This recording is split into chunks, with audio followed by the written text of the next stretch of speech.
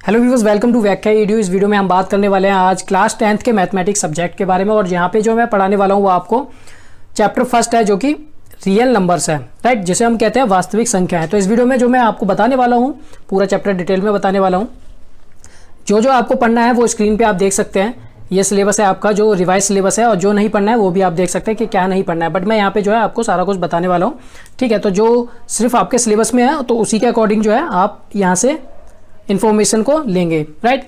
तो यहाँ पे सबसे पहले हम बात कर लेते हैं रियल नंबर्स की। रियल नंबर्स जो है वो दो तरह के होते हैं, एक होता है रेशनल, एक होता है इरेशनल, ठीक है। रेशनल नंबर को हम कहते हैं परिमेय संख्याएं, दूसरा होता है इरेशनल नंबर जिसे हम कहते हैं अपरिमेय संख्याएं।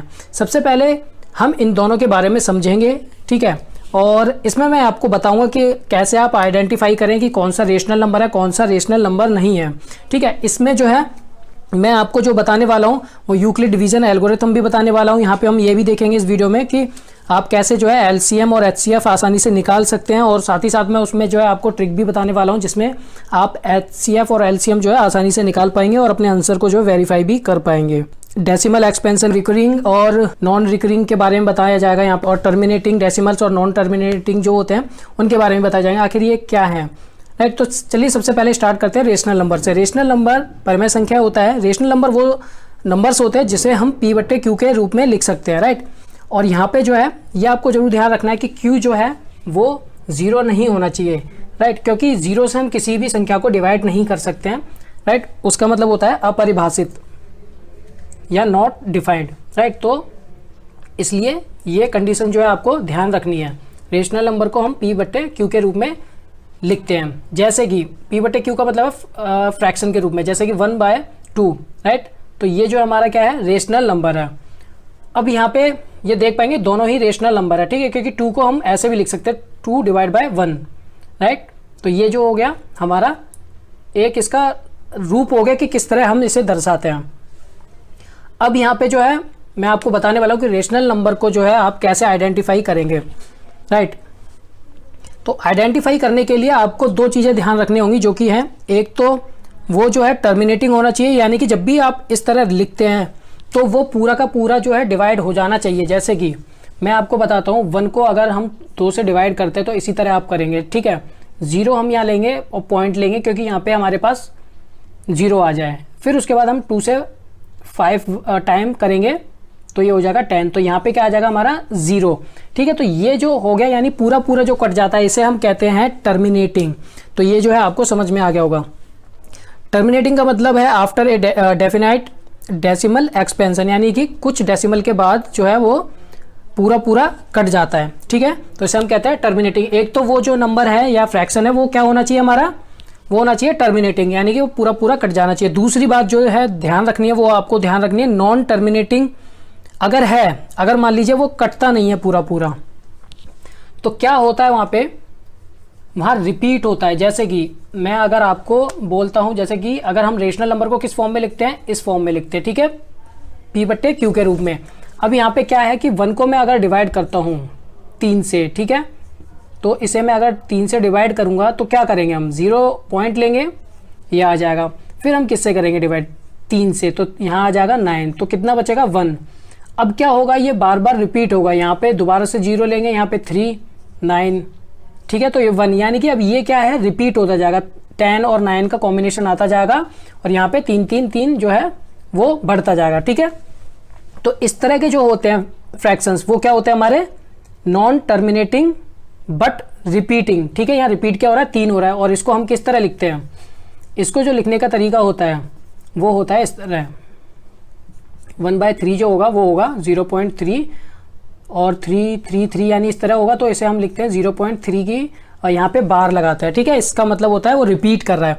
तो इस तरह का जो हमारे पास नंबर होगा, ठीक है, तो उसे हम क्या कहेंगे नॉन टर्मिनेटिंग बट रिपीटिंग, क्योंकि टर्मिनेट तो हुआ नहीं, वो पूरा पूरा नहीं कटा, पर वहाँ क्या हो रहा है रिपीट हो रहा है कोई नंबर, ठीक है। तो इस तरह के जो नंबर्स होते हैं उसे हम क्या कहते हैं रेशनल नंबर कहते हैं, ठीक है। तो ये जो है आपको समझ में आ गया होगा। अब मैं आपको कुछ यहाँ पे जो है डेसिमल नंबर्स के बारे में बता देता हूँ, ठीक है, जो अभी हमने पढ़ा है उसे थोड़ा और अच्छी तरह हम समझते हैं। तो चलिए अब यहाँ पे देख लेते हैं डेसिमल नंबर्स के बारे में। अब यहाँ पे देखिएगा जैसा कि मैंने आपको बताया कि अभी हमने टर्मिनेटिंग और नॉन टर्मिनेटिंग के बारे में पढ़ा, ठीक है। अब यहाँ पे जो होता है डेसिमल नंबर्स जो होते हैं हमारे दो तरीके के होंगे, एक तो होगा टर्मिनेटिंग और क्या होगा नॉन टर्मिनेटिंग। ठीक है, टर्मिनेटिंग मैंने बताया आपको कि कोई भी अगर हमारे पास फ्रैक्शन होता है तो वो क्या हो जाएगा, पूरा पूरा कट जाएगा। ठीक है, यहाँ पर जैसे कि आप देख सकते हैं। उसके बाद हम बात करते हैं नॉन टर्मिनेटिंग की। नॉन टर्मिनेटिंग में अब क्या होता है, इसमें दो टाइप्स के होंगे नॉन टर्मिनेटिंग में। एक होगा रिकरिंग यानी कि रिपीटिंग, ठीक है, जिसमें रिपीट होता है। दूसरा होता है नॉन रिकरिंग यानी कि जिसमें रिपीट नहीं होगा। ठीक है, वो किस में आएगा, नॉन टर्मिनेटिंग में। अब नॉन टर्मिनेटिंग में हम जिसमें रिपीट होता है वो देखते हैं। तो जैसे कि 1/3 था हमारा, ठीक है, ये हमारा फ्रैक्शन तो इसे हम किस तरह करेंगे, इस तरह करेंगे, 10 को डिवाइड करके 3 से, ये हमारा आंसर आएगा जिसे हम इस फॉर्म में लिखते हैं। तो ये हमारा क्या होता है, नॉन टर्मिनेटिंग तो है पर किस तरह का है, रिपीटिंग है। ठीक है, और हमारा जो दूसरा टाइप है सी में वो है नॉन रिकरिंग यानी कि जिसमें रिपीट नहीं होता है। ठीक है, तो ये नंबर जो होते हैं वो होते हैं इस तरह के, जिसमें कि इनकी वैल्यूज जो होती हैं वो कभी भी इसमें टर्मिनेट नहीं होती हैं, राइट, और जो कि रिपीटेड नहीं होती हैं। ठीक है, तो ये क्या होगा, नॉन टर्मिनेटिंग। जैसे कि आप देख पाएंगे तो यहाँ पे वैल्यू बहुत है, ठीक है, वो टर्मिनेट नहीं हो रही है, और यहाँ पे क्या है, रिपीट भी नहीं होगा कोई भी नंबर। जैसे कि यहाँ पे 1 4 1 5 है, इसके बाद कोई और नंबर आ जाएगा 7 8 6 या कुछ भी नंबर आते जाएंगे, बट वो रिपीट नहीं होंगे, एक तरह का पैटर्न नहीं चलेगा। ठीक है, तो ये सारे नंबर हमारे क्या होते हैं, non terminating and non repeating.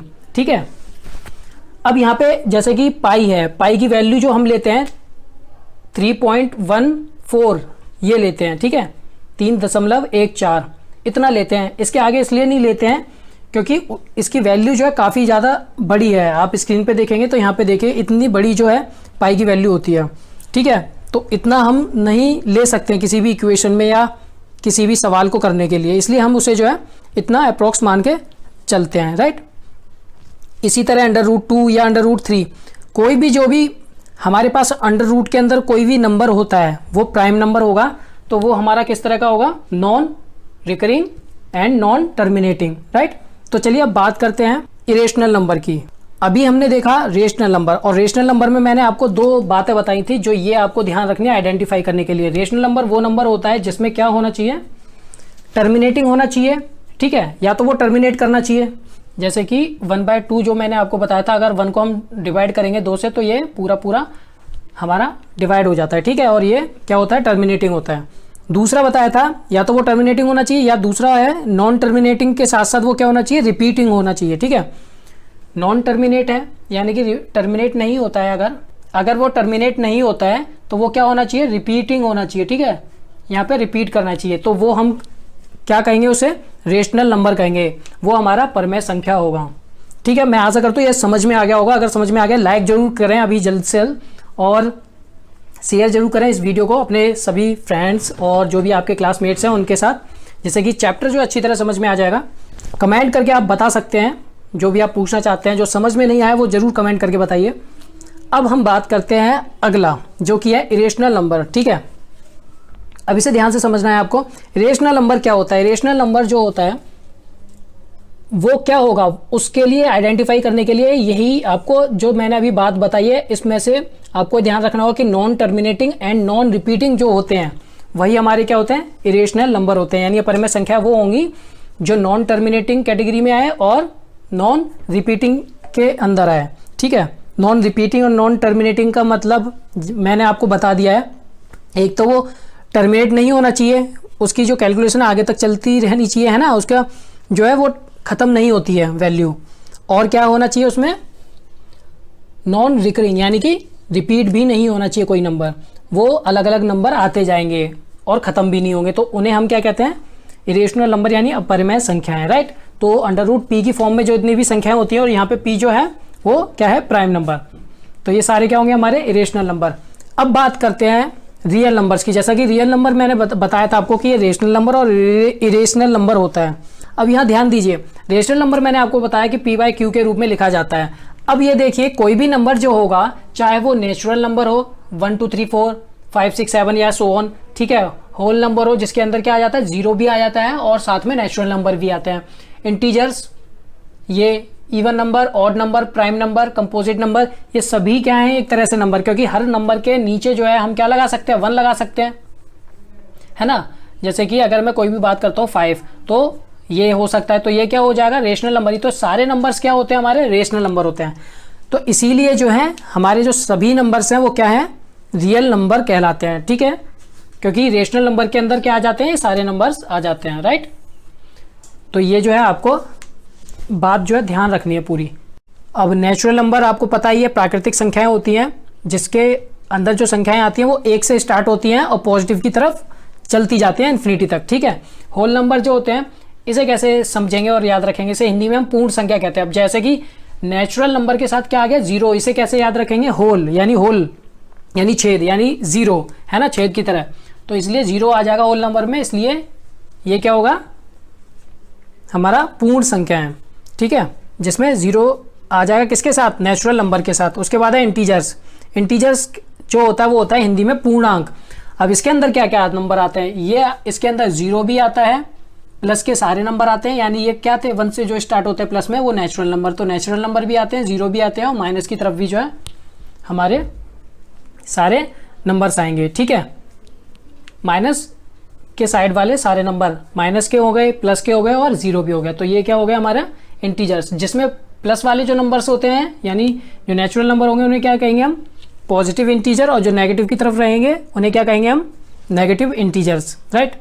उसके बाद है इवन नंबर, जो कि होता है सम संख्याएं, जैसे कि 2, 4, 6 जो 2 से डिवाइड हो जाती हैं उसे क्या कहते हैं हम, इवन नंबर, ठीक है। उसके बाद है हमारा ऑड नंबर, यानी विषम संख्याएं, जो कि 3, 5, 7 इस तरह की जो संख्याएं हैं वो क्या है, ऑड नंबर, ठीक है, जो 2 से डिवाइड नहीं होंगी। प्राइम नंबर होते हैं हमारे अभाज्य संख्याएं, जैसे कि 2, 3, 5, है ना, इस तरह के नंबर।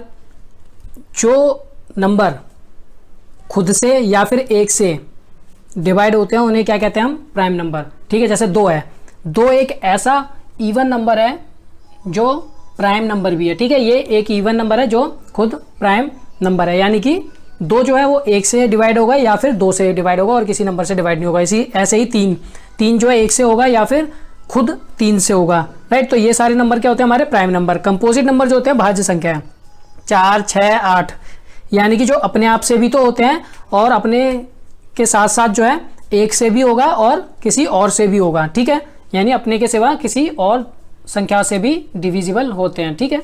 तो ये जो होते हैं हमारे भाज्य होते हैं।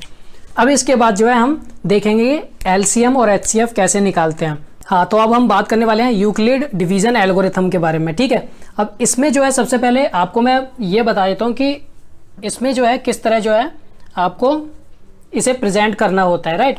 आपने जो है इस तरह जरूर डिवाइड किया होगा, जैसे अभी मैंने आपको बताया काफ़ी सारे क्वेश्चंस को लेके, जैसे कि 4 को अगर मैं 2 से डिवाइड करता हूँ तो किस तरह करूँगा, राइट। तो इसे हम कैसे करते हैं, नॉर्मल वे में हम इस तरह करते हैं, ठीक है। 4 को अंदर लिखेंगे, 2 को इस तरह लिखेंगे, फिर 2 2 जा 4, इस तरह करके यहाँ रिमाइंडर हमारा 0 आ जाएगा, ठीक है। तो यहाँ पे हमारे पास जो यूज़ होगा, ये यूज़ होगा, ये वाला यूज़ होता है, ये यूज़ होता है और रिमाइंडर यूज़ होता है, ठीक है। इसी को जो है मैंने यहाँ पे इस तरह फॉर्म में लिखा हुआ है, राइट। तो अभी मैं जो है बताने वाला हूँ कि ये क्या है। तो वो देखिए यहाँ पे, तो यहाँ पे देखिए, यहाँ पे मैंने अंदर क्या लिखा है, कैपिटल डी लिखा है, ठीक है। यहाँ पे मैंने स्मॉल डी लिखा है, यहाँ पे मैंने स्मॉल आर, यहाँ क्यू लिखा है, ठीक है। इसका मतलब मैं अभी बताने वाला हूँ क्या होता है। तो कैपिटल डी जो है हमने उसे बोला है भाज्य, ठीक है, जो भाज्य होता है, ठीक है, उसको क्या कहते हैं हम इंग्लिश में, डिविडेंड। तो डिविडेंड जो होगा वो क्या होता है, अंदर वाला होता है। स्मॉल डी जो होता है वो क्या होता है, भाजक, यानी कि डिवीज़र, ठीक है, जो यहाँ आता है। और जो क्यू होता है जो यहाँ आता है वो क्या होगा, भागफल, यानी कोशेंट, ठीक है। और जो आर होता है वो क्या होगा, यहाँ पे आर शेषफल, यानी कि रिमाइंडर, ठीक है। तो इस तरह जो है हमने यहाँ पे रिप्रेजेंट कर दिया है। तो ये क्या फॉर्म बन गई है, ये बन गई है कैपिटल डी बराबर स्मॉल डी गुणा क्यू फिर आर, ठीक है, यानी कि भाज्य बराबर भाजक गुणा भागफल प्लस शेषफल, यानी कि डिविडेंड बराबर डिवीजर गुणा कोशेंट प्लस रिमाइंडर। तो ये जो है हमारी यूक्लिड डिवीजन एल्गोरिथम है। अब इसे कैसे करते हैं वो आपको बता देता हूँ। जैसे कि यहाँ पे हम एग्जांपल लेते हैं सबसे पहले। तो यहाँ पे मैं पहले आपको एचसीएफ बताना निकालना बताता हूँ, ठीक है। तो यहाँ पे देखिएगा 20 यहाँ है, ये दो हमने नंबर लिए हैं जिसका हमें HCF और LCM निकालना है, ठीक है। तो 6 और 20 है हमारे पास। तो हम क्या करते हैं, जो ग्रेटर नंबर होता है उसको हम अंदर लिखेंगे और जो स्मॉलेस्ट होगा उसे हम बाहर रख के उसे डिवाइड करेंगे। तो 6 तिया 18, बचेगा कितना 2। अभी हमारा जो है पूरा डिवाइड नहीं हुआ है, तो हम हर स्टेप में क्या करेंगे, इसका यूज़ करेंगे, ठीक है। यूक्लिड डिवीजन एल्गोरिथम को यूज़ कैसे करेंगे वो देखिए। अभी हमने सिर्फ 2 तक ही यहाँ पे निकाला, ठीक है। रिमाइंडर हमारा 2 आया, हमने आगे नहीं किया, आगे देखना भी नहीं है अभी, बस इतना ही देखिए। अब उसके बाद क्या करेंगे, हम इसे रिप्रेजेंट कैसे करेंगे, इस तरह करेंगे जैसे कि यहाँ कैपिटल डी क्या था, अंदर वाला, तो कैपिटल डी यहाँ पे क्या होगा 20, ठीक है। तो 20 अंदर वाला। उसके बाद यहाँ पे डी जो है स्मॉल डी कहाँ होता है, यहाँ पे। तो स्मॉल डी क्या होता है, ये होता है जो हमारा भाजक होता है, ठीक है, डिवीजर होता है, वो हमने यहाँ किया। फिर किससे गुणा होता है वो, क्यू से, यानी कोशेंट से, जो कि 3 है, तो 3 से यहाँ गुणा किया। फिर रिमाइंडर कितना है हमारा 2 आया, ठीक है। तो रिमाइंडर हमने यहाँ 2 कर दिया, ठीक है। तो ये जो है हमारा पहला स्टेप हो गया, जब तक हमारे पास 0 नहीं आता। अब अगला स्टेप करते हैं, 2 यहीं रहने देंगे। उसके बाद जो 6 यहाँ पे था, ठीक है, पहले के लिए यहाँ पे क्या था हमारा, ये डिवीजर था, तो ये अभी यहाँ सेकेंड स्टेप के लिए क्या बन गया, ये डिविडेंड बन गया। जो रिमाइंडर था पहले 2, अब वो क्या बन गया हमारा यहाँ पे, वो हमारा अब डिवीजर बन गया, ठीक है। तो अब हम इसे दोबारा से करेंगे, तो 2 से गुणा करेंगे, 3 बार में जाएगा ये, 2 तिया 6, तो क्या हो जाएगा हमारा रिमाइंडर यहाँ पे अब 0 आ जाएगा। जब तक 0 नहीं आएगा तब तक इसी तरह हम स्टेप को करते रहेंगे। यहाँ पे भी कुछ आता तो यहाँ पे भी हम एक और बनाते, ठीक है। अभी क्योंकि हमारे पास 0 आ गया है तो इस वाले स्टेप को भी हम उसी तरह दर्शाएंगे इसका यूज करके। तो अंदर हमारा 6 है तो 6, बाहर 2 है तो 2, 3 यहाँ पे है तो यहाँ 0 हमारा रिमाइंडर आ गया, तो यहाँ 0 हो गया। जहाँ पे भी 0 आ जाता है तो यहाँ पर ये वाला जो डिवीजर होता है हमारा, ठीक है, यही हमारा क्या होगा HCF होता है, ठीक है। तो ये HCF निकालने का तरीका है इस यूक्लिड डिवीजन एल्गोरिथम का यूज करके, ठीक है। तो इस तरह जो है ये होता है, ये आपको समझ में आ गया होगा, राइट। अगर समझ में आ गया है लाइक जरूर करें वीडियो को, और बिना लाइक करे ना जाएं, और शेयर जरूर करें अपने फ्रेंड्स के साथ। और यहाँ पे जो है अब हम देखते हैं इसका और भी क्या तरीके हैं हमारे पास। तो HCF निकालने का एक और तरीका क्या है, ये वाला तो मैंने आपको यूक्लिड डिवीजन एल्गोरिथम के द्वारा बता दिया। अब मैं आपको बताने वाला हूँ कि और कौन से तरीके हैं जिससे हम निकाल सकते हैं। तो उसके लिए क्या करना पड़ेगा, आपको 6 और 20 का यहाँ पे जो फैक्टर करना पड़ेगा। जैसे कि 20 का इस तरह करते हैं ना, तो कैसे करेंगे, 20 को यहाँ रख के 2 से करेंगे, 2 10 जा 20, फिर 2 5 जा 10, फिर 5 1 जा 5, ठीक है। तो 2 और 5 ये आया, क्योंकि 2 बार आया इसलिए मैं 2 की पावर 2 कर दूंगा, ठीक है। और 5 की पावर 1 है क्योंकि 5 एक बार है। 6 को भी इस तरह करेंगे, 2 तिया 6, 3 एकम 3, ठीक है। तो हमारे पास क्या हो जाएगा, ये 6 बराबर 2 की पावर 1, 3 की पावर 1, और आपस में गुणा, क्यों, क्योंकि ये एक ही है इसलिए। अब HCF में क्या करना होता है, आपको यहाँ पे हाईएस्ट कॉमन फैक्टर लेना होता है। बस आपको ये याद रखना है, यहाँ पे हाईएस्ट की बात हो रही है तो हमारी जो कॉमन होगा वो देखना होगा, जो कॉमन नहीं है उन्हें तो हम हटा ही देंगे, ठीक है। उन्हें क्या कर देंगे, हम हटा देंगे, उन्हें देखेंगे ही नहीं। HCF के लिए जो कॉमन ही नहीं है एक दूसरे में तो उसे हम लेंगे ही नहीं। अब देखेंगे जो कॉमन है, अगर हमें कॉमन मिल गया, अब जब कॉमन मिल जाता है उसके बाद हम देखते हैं, जैसे कि यहाँ पे देख पा रहे हैं, तो पावर, तो आपको जो लेना है जिसकी पावर सबसे कम हो, जैसे यहाँ 2 की पावर 1 है, ठीक है, यहाँ 2 की पावर 2 थी, तो इन दोनों में से कम कौन सी पावर, 2 की पावर 1 वाली, तो वही हम आपको लेना है और वही आपका आंसर होगा। मान लीजिए यहाँ ऊपर 2 की पावर 4 होती, यहाँ 2 की पावर 2 होती, तो आपको कौन सा लेना था, 2 की पावर 2, और फिर 2 की पावर 2 को सॉल्व करना था, फिर जो आंसर आता वो होता, ठीक है। तो ये जो है आपको समझ में आ गया होगा। अगर नहीं आया समझ में कमेंट करके बताइए, मैं इसे जो है आपको कमेंट पे रिप्लाई करके जरूर बताऊंगा। उसके बाद जो है ये हमारा HCF हो गया, किस तरह हम निकालते हैं, ठीक है। आपको मैंने यूक्लिड डिवीजन एल्गोरिथम से भी बता दिया और जो है इस तरह भी बता दिया फैक्टर के द्वारा, ठीक है। तो इस तरह जो है आप HCF निकालेंगे। अब बात करते हैं हम LCM की। तो LCM के लिए क्या करना होता है, LCM के लिए बहुत आसान है, कुछ नहीं करना होगा, इस तरह आपको जो है दोबारा से इसे करना होगा, फैक्टर निकालने होंगे, ठीक है। इसके तो 20 का आपने निकाल ही रखा था। अब हम LCM में क्या करेंगे, LCM में जो है अब आपको हाईएस्ट वाली पावर लेनी है, पर LCM के लिए जो है आपको सभी नंबर लेने हैं, ठीक है, कॉमन हो या ना हो। जैसे 2 जो आ रहा है, अब जो कॉमन मिल जाए, ठीक है, कुछ नंबर तो ऐसे होंगे जो आपको कॉमन नहीं मिलेंगे, जैसे 3 और 5 है तो उन नंबरों को तो लेना ही लेना है, 3 को भी लेना है, 5 को भी लेना है। पर अगर साथ में कॉमन भी मिल गया नंबर कोई, तो कॉमन अगर मिल जाता है तो उसमें आपको हाईएस्ट पावर वाला लेना होगा। ठीक है, हाईएस्ट पावर वाला किस में से लेना होगा, जो आपका कॉमन मिल जाए। तो 2 की पावर 2 है इसमें हाईएस्ट, इन दोनों में से। ठीक है, तो वो हम ले लेंगे। फिर इन तीनों को आपस में क्या कर लेंगे, सॉल्व कर लेंगे। ठीक है, तो इसे गुणा करने के बाद हमारे पास जो है वो आया 60, तो हमारा एलसीएम क्या हो गया, 60 हो गया। तो इस तरह जो है आप एलसीएम निकालेंगे इस तरह। ठीक है, और भी एग्जांपल देख लेते हैं इसके। यहाँ पे देखिए 6, 72 और 120 है। ठीक है, तो इसे कैसे करेंगे, अब यहाँ पे देखिए 6 का जो होता है अभी आपने निकाला 2 और 3 होता है फैक्टर। ठीक है, ये मैं निकाल के नहीं बता रहा, मैं डायरेक्ट बता रहा हूँ। तो 2 और 3 जो होगा वो 6 का होगा, 72 का जो होगा वो 2 की पावर 3 और 3 की पावर 2 होगा, यानी 2 3 बार गुणा होगा, 3 बार वो, और जो 3 है वो 2 बार गुणा होगा। तो 72 का इस तरह होगा फैक्टर। ठीक है, और 120 जो है उसको हम इस तरह करेंगे, 2 की पावर 3 गुणा 3 की पावर 1 गुणा 5। ठीक है, तो इस तरह हम करेंगे। अब हम निकालेंगे एचसीएफ। एचसीएफ मैंने अभी आपको बताया, हमें देखना वही नंबर है जो कॉमन है। कॉमन किस में होना चाहिए, अब 3 नंबर है तो तीनों में ही कॉमन होना चाहिए। 5 जो है ना ही इसमें है 5 ना ही इसमें है, तो 5 को तो हटा ही देंगे। उसके बाद देखते हैं हम 2 तीनों में है। ठीक है, 2 2 2 है, पर इसमें हमें कौन सी लेनी थी पावर, जो लोएस्ट है। एचसीएफ के लिए कौन सी लेनी है, नाम तो हाईएस्ट है पर लेनी कौन सी है, जो लोएस्ट होगी पावर। ठीक है, तो 2 की पावर 1 वाला लेंगे जो कॉमन है उसमें से। तो 2 की पावर 1 ले लिया। ऐसे ही 3 देखेंगे, 3 है तीनों में तो इसलिए 3 को लेंगे, पर 3 में अब क्योंकि कॉमन है तो इसमें कौन सी पावर लेंगे, जो लोएस्ट होगी, क्योंकि इन सभी पावरों में 3 की पावर जो 1 है वही हमारी लोएस्ट है, तो उसे लेंगे। तो इन दोनों को गुणा करके जो आंसर आएगा वो हमारा 6 आएगा। अब हम इसी में ही 3 नंबरों के अंदर हम इन तीनों का जो है एलसीएम निकालेंगे। तो एलसीएम के लिए क्या करते हैं, फैक्टर को देखेंगे, उसमें से हम क्या करेंगे, उन सभी नंबरों को ले लेंगे चाहे वो कॉमन हो या ना हो। तो 5 ले लिया हमने, क्योंकि 5 अकेला ही था तो 5 ले लिया। अब जो कॉमन है उसमें हम हाईएस्ट चुनेंगे, क्योंकि तो यहाँ पे हम हाईएस्ट वाला ले लेंगे 3, तो ये वाला जो है हम यहाँ ले लेंगे। ऐसे ही 2 में देखेंगे तो 2 की पावर 3 जो है वो हम यहाँ ले लेंगे। ठीक है, तो ये सारा जो है आपस में हम मल्टीप्लाई कर देंगे, तो हमारा आंसर क्या आएगा, 360 आएगा। तो इस तरह जो है हम एलसीएम निकालेंगे, राइट। तो इस तरह आपने एचसीएफ और एलसीएम दोनों आसानी से सीख लिए हम। इसमें अभी तक कोई दिक्कत, वैसे दिक्कत नहीं होनी चाहिए, इतने आसान तरीके से, और मैंने आपको बता दिया है ये सारा कुछ। फिर भी अगर कोई भी नहीं समझ में आ रहा है इसमें पॉइंट या कुछ भी है, तो वीडियो को दोबारा से रिपीट करके देख सकते हैं, कमेंट करके जरूर बताइए।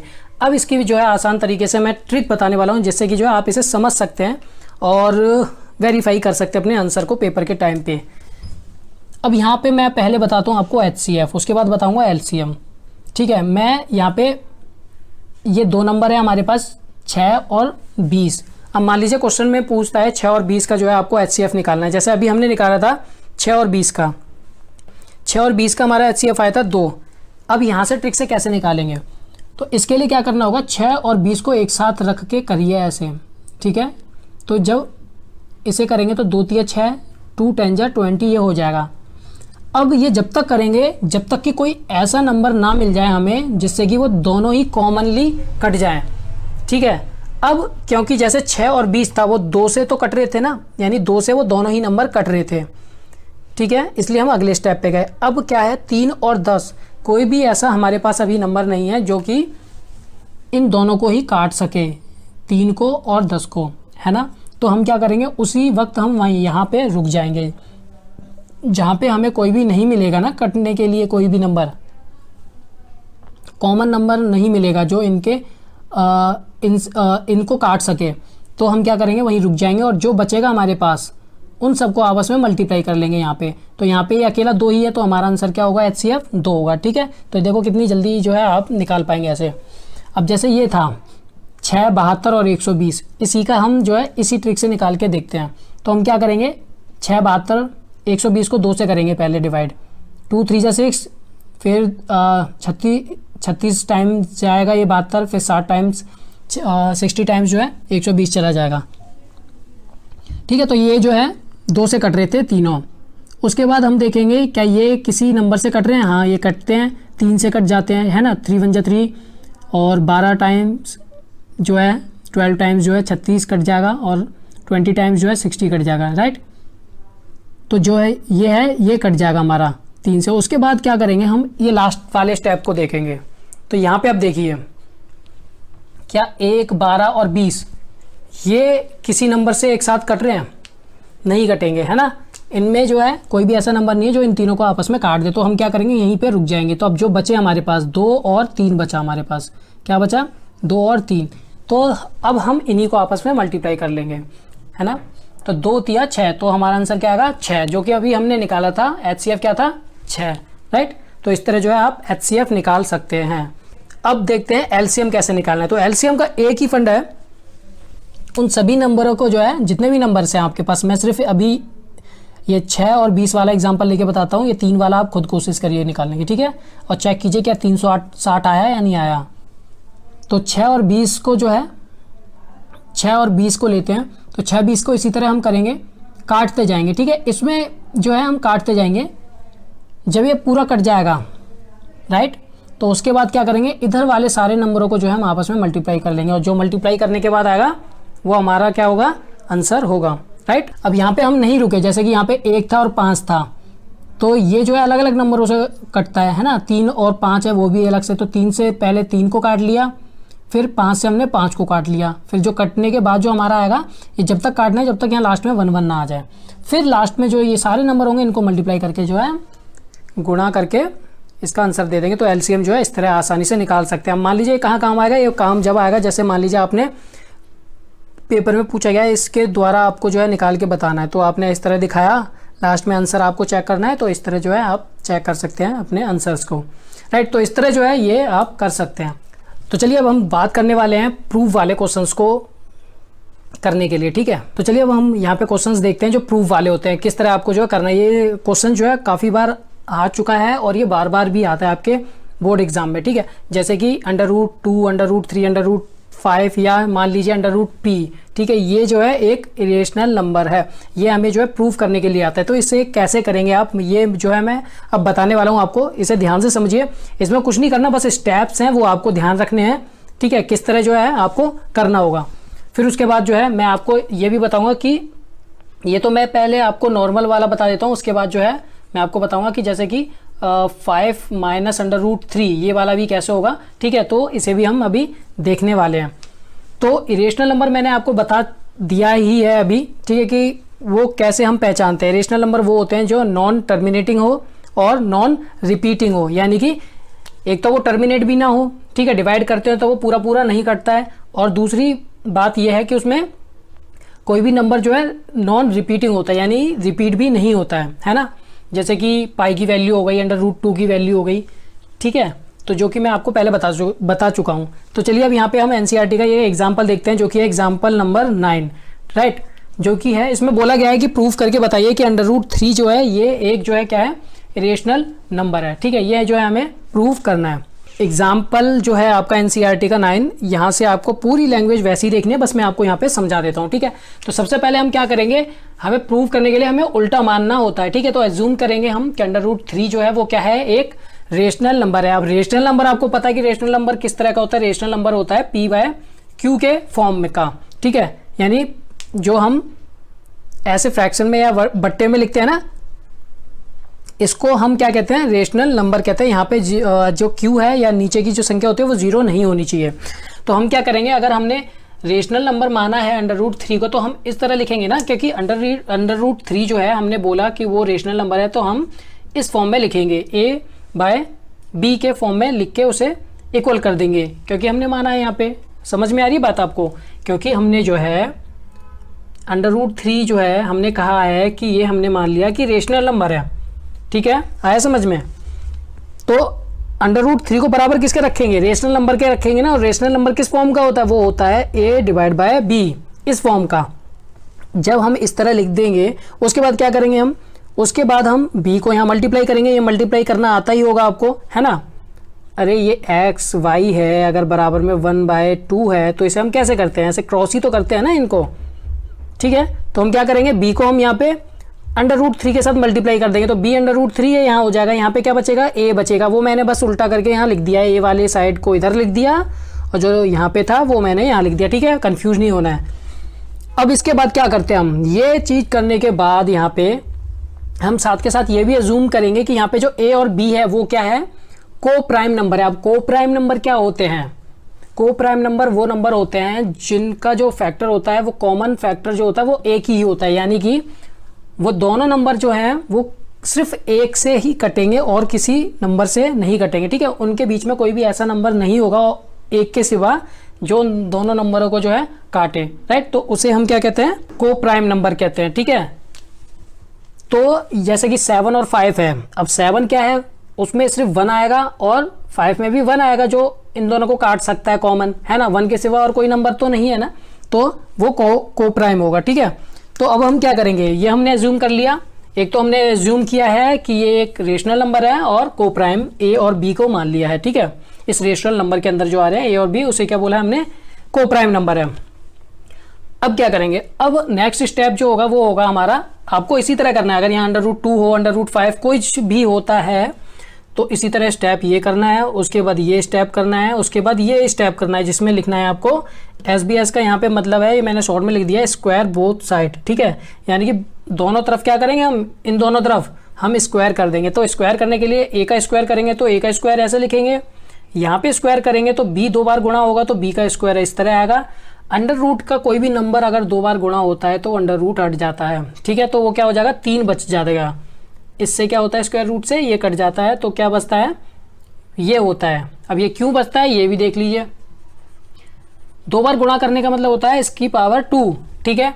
अब इसकी पावर 2 का मतलब होता है, क्योंकि जो अंडर रूट होता है यानी स्क्वायर रूट जो होता है उसको हम किस तरह लिखते हैं, जब इसे हटाएंगे तो हम वो लिखेंगे हम इस तरह, ठीक है, ठीक है। 1/2 पावर होता है उसका मतलब। अब जब 1/2 इसके बदले आ जाएगा, ठीक है, तो इसके ऊपर भी एक 2 पावर थी, ठीक है। तो जब ये पावर आपस में मल्टीप्लाई होते हैं ना, जब किसी पावर की एक और पावर होती है तो क्या होता है, वो आपस में मल्टीप्लाई हो जाते हैं, तो 2/2 हो जाता है। तो जिसके कारण ये जो है 2 कट जाएगा तो बचेगा क्या हमारा, 3 की पावर 1। समझ में आ गया होगा आपको अभी, ठीक है। तो इस तरह जो है हमारा स्क्वायर रूट से स्क्वायर रूट कट जाएगा तो बचेगा क्या हमारा 3। ये अभी समझ में आ जाना चाहिए, ठीक है। बहुत मेहनत कर रहे हैं, लाइक ज़रूर कीजिए वीडियो को और शेयर ज़रूर करनी है आपको और सब्सक्राइब ज़रूर करना है चैनल को बेल आइकॉन के साथ। तो उसके बाद क्या है, ये जो है आपका हो जाएगा a² बराबर 3 × b²। उसके बाद आप इस 3 को जो है a के नीचे लाइए, ठीक है, वही क्रॉस करके जो मैंने अभी आप बताया था आपको। तो 3 को यहाँ लाएंगे तो a² / 3 बराबर b² हो जाएगा, ठीक है। अब यहाँ आपको क्या लिखना है, आपको अब यहाँ पे ये लाइन लिखनी है। ये स्टेप करने के बाद आपको लिखना होगा कि a जो है a² वो क्या हो रहा है, यहाँ पे 3 से डिवाइड हो रहा है तो हम लिखेंगे a² इज डिविजिबल बाय 3, ठीक है। या 2 का कर रहे हैं तो 2 से, या 5 से करेंगे तो 5 से, ठीक है। तो a² इज डिविजिबल बाय 3 है तो इसका मतलब है, अगर a² हो रहा है तो इसका मतलब है सिंपल सा कि a भी जो है वो डिविजिबल होगा बाय 3, राइट। जैसे कि यहाँ देखिए 9 के अंदर क्या क्या आते हैं, 3 और 3 आते हैं ना, यानी 3 का स्क्वायर जो होता है वो 9 होता है। यानी a जो है यहाँ पे मान लीजिए 3 है, a क्या है यहाँ पे 3 है, तो a का स्क्वायर यानी 3 का स्क्वायर, 3 का स्क्वायर मतलब 9। अगर मैं बोलूँ 3 का स्क्वायर जो कि 9 था वो डिविजिबल अगर 3 से है, ठीक है, तो जो इसके अंदर आ रहा है 3 वो भी तो 3 से होगा, है ना। तो इस तरह, तो ये आप जब लिख देंगे तो उसके बाद क्या करना है अगले स्टेप में, इसको ऐसे ही छोड़ने के बाद अगले स्टेप में क्या करेंगे, a की जगह सिर्फ आपको वैल्यू ये पुट करनी होगी अब, ठीक है। यहाँ पे 3c हमने क्या बोला कि a की जगह हम क्या करते हैं, अब यहाँ पे पुट 3c, राइट। तो 3c यहाँ जब पुट करेंगे a की जगह तो यहाँ क्या हो जाएगा, ये स्क्वायर था a का तो इसलिए 3 का स्क्वायर और c का स्क्वायर, 3 का स्क्वायर तो 9 आ जाएगा और c का स्क्वायर c² रहेगा, ठीक है, और डिवाइड बाय 3 हो जाएगा ये, और b² के बराबर। अब क्या करेंगे हम, ये 3 से हम 9 को काट देंगे 3 बार में, राइट। तो ये कटने के बाद क्या आएगा, ये बचेगा हमारे पास 3c² बराबर b², राइट। तो यहाँ से अब क्या करेंगे हम, दोबारा से 3 को हटा के b के नीचे ले जाएंगे तो ये इस तरह आ जाएगा। जब ये इस तरह आ जाएगा तो ये हमने इसी तरह बना लिया है ना, जैसे b का स्क्वायर बराबर ए स्क्वायर डिवाइड बाय 3 था, इसी तरह हमने सी को बना लिया, राइट। हमारा यहाँ मेन मकसद ये था, जो हमने ए और बी को हमने को प्राइम माना था ना, तो अब हम यहाँ पे क्या कर रहे थे, हम ये दर्शाना चाह रहे थे कि ए जो है वो भी डिविजिबल है 3 से और बी जो है वो भी क्या है, डिविजिबल है 3 से, ठीक है। तो ओ ए और बी को डिविजिबल करने के लिए यही स्टेप फॉलो करने पड़ेंगे, जब भी तो आप दर्शा पाएंगे कि ए का स्क्वायर जो है डिविजिबल 3 से है तो ए बी होगा, बी का स्क्वायर अगर डिविजिबल 3 से है तो आपको यही लाइन दोबारा यहाँ लिखनी है कि बी स्क्वायर अगर डिविजिबल है बाय 3 तो 3 is also divisible by 3, right. जब ये आप यहाँ पे लाइन लिख देते हैं उसके बाद ही आपका क्वेश्चन खत्म हो जाता है। अब यहाँ पे सिर्फ आपको जो है लास्ट में रिजल्ट के लिए लिखना है, जो कि ये लिखना पड़ेगा, क्योंकि यहाँ पे इसलिए ए और बी, क्योंकि यहाँ पे अब ए भी डिविजिबल बाय 3 हो गया और बी भी डिविजिबल बाय 3 हो गया, बट हमने क्या किया था, ए और बी जो थे हमने माना था कि वो को प्राइम है, और को प्राइम हमें पता है कि एक के सिवा और किसी नंबर से डिविजिबल नहीं होंगे, ठीक है। बट यहाँ पे हमने क्या कर दिया, ए को भी 3 से डिवाइड कर दिया और बी को भी क्या कर दिया, 3 से डिवाइड कर दिया, जबकि हमने माना क्या था, को प्राइम माना था उसे, है ना, कि नहीं होने चाहिए थे। तो वही हम यहाँ लिखेंगे A and B have at least 3 as a common factor, right, इसके according, but this contradicts the fact that A and B are coprime, ठीक है, जो कि हमने को प्राइम माना था वो गलत साबित हुआ। तो this contradiction has arisen because, और ये कॉन्ट्राडिक्शन क्यों हुआ, क्योंकि हमने क्या माना था यहाँ पे, because of our incorrect assumption that √3 is a rational number, right. हाँ, तो अब हम अगला जो है ये देखते हैं एग्जाम्पल, जो कि एनसीईआरटी का ये एग्जाम्पल 10। अब इसमें क्या करना है हमें, अब 5 माइनस √3 जो है इसको हमें बताना है कि ये एक इरेशनल नंबर है, ये हमें प्रूव करके दिखाना है, ठीक है। तो अब हम कैसे दिखाएंगे, सेम स्टेप्स हैं वही जैसे अभी हमने किए थे, ठीक है। अब इसमें क्या करना पड़ेगा, आपको सबसे पहले एज्यूम करना पड़ेगा, ठीक है, कि 5 माइनस √3 जो है वो क्या है, रेशनल नंबर है, और यहाँ पे हम क्या करेंगे, ए और बी को को प्राइम मानेंगे, जहाँ पे बी बराबर 0 नहीं होना चाहिए, ठीक है। अब हमने क्योंकि रेशनल नंबर माना है तो रेशनल नंबर का मतलब तो पता ही आपको P/Q के रूप में लिखते हैं, और तो इसे भी हम इसके बराबर में लिखेंगे, राइट। अब जब इसके बराबर में हम इसे लिखेंगे तो क्या करेंगे हम, अब क्योंकि हमें √3 को जो है, जो अंडर रूट वाली संख्या होगी उसको अलग छोड़ना है, अलग छोड़ने के लिए क्या करेंगे, उसके साथ वाले जितने भी नंबर है उसको हटाएंगे यहाँ से। तो हटाने के लिए क्या करेंगे, प्लस में 5 है यहाँ, है ना, तो इस वाले A/B को जो है इधर लेके आएंगे तो प्लस वाला माइनस में हो जाएगा जो कि इधर हो गया, और इसको जो है माइनस वाली संख्या को उधर ले जाएंगे जो कि इधर हो गया, जो कि मैंने रिवर्स करके यहाँ लिख दिया है, ठीक है। तो √3 is equal to 5 minus A divide by B, ये इस तरह हो गया। अब इसको आप सॉल्व करेंगे तो इसे 1 मानेंगे इसके नीचे, है ना, इसके नीचे 1 मानेंगे तो ये क्रॉस मल्टीप्लाई होके इस तरह बन जाएगा, ये आपको पता होगा।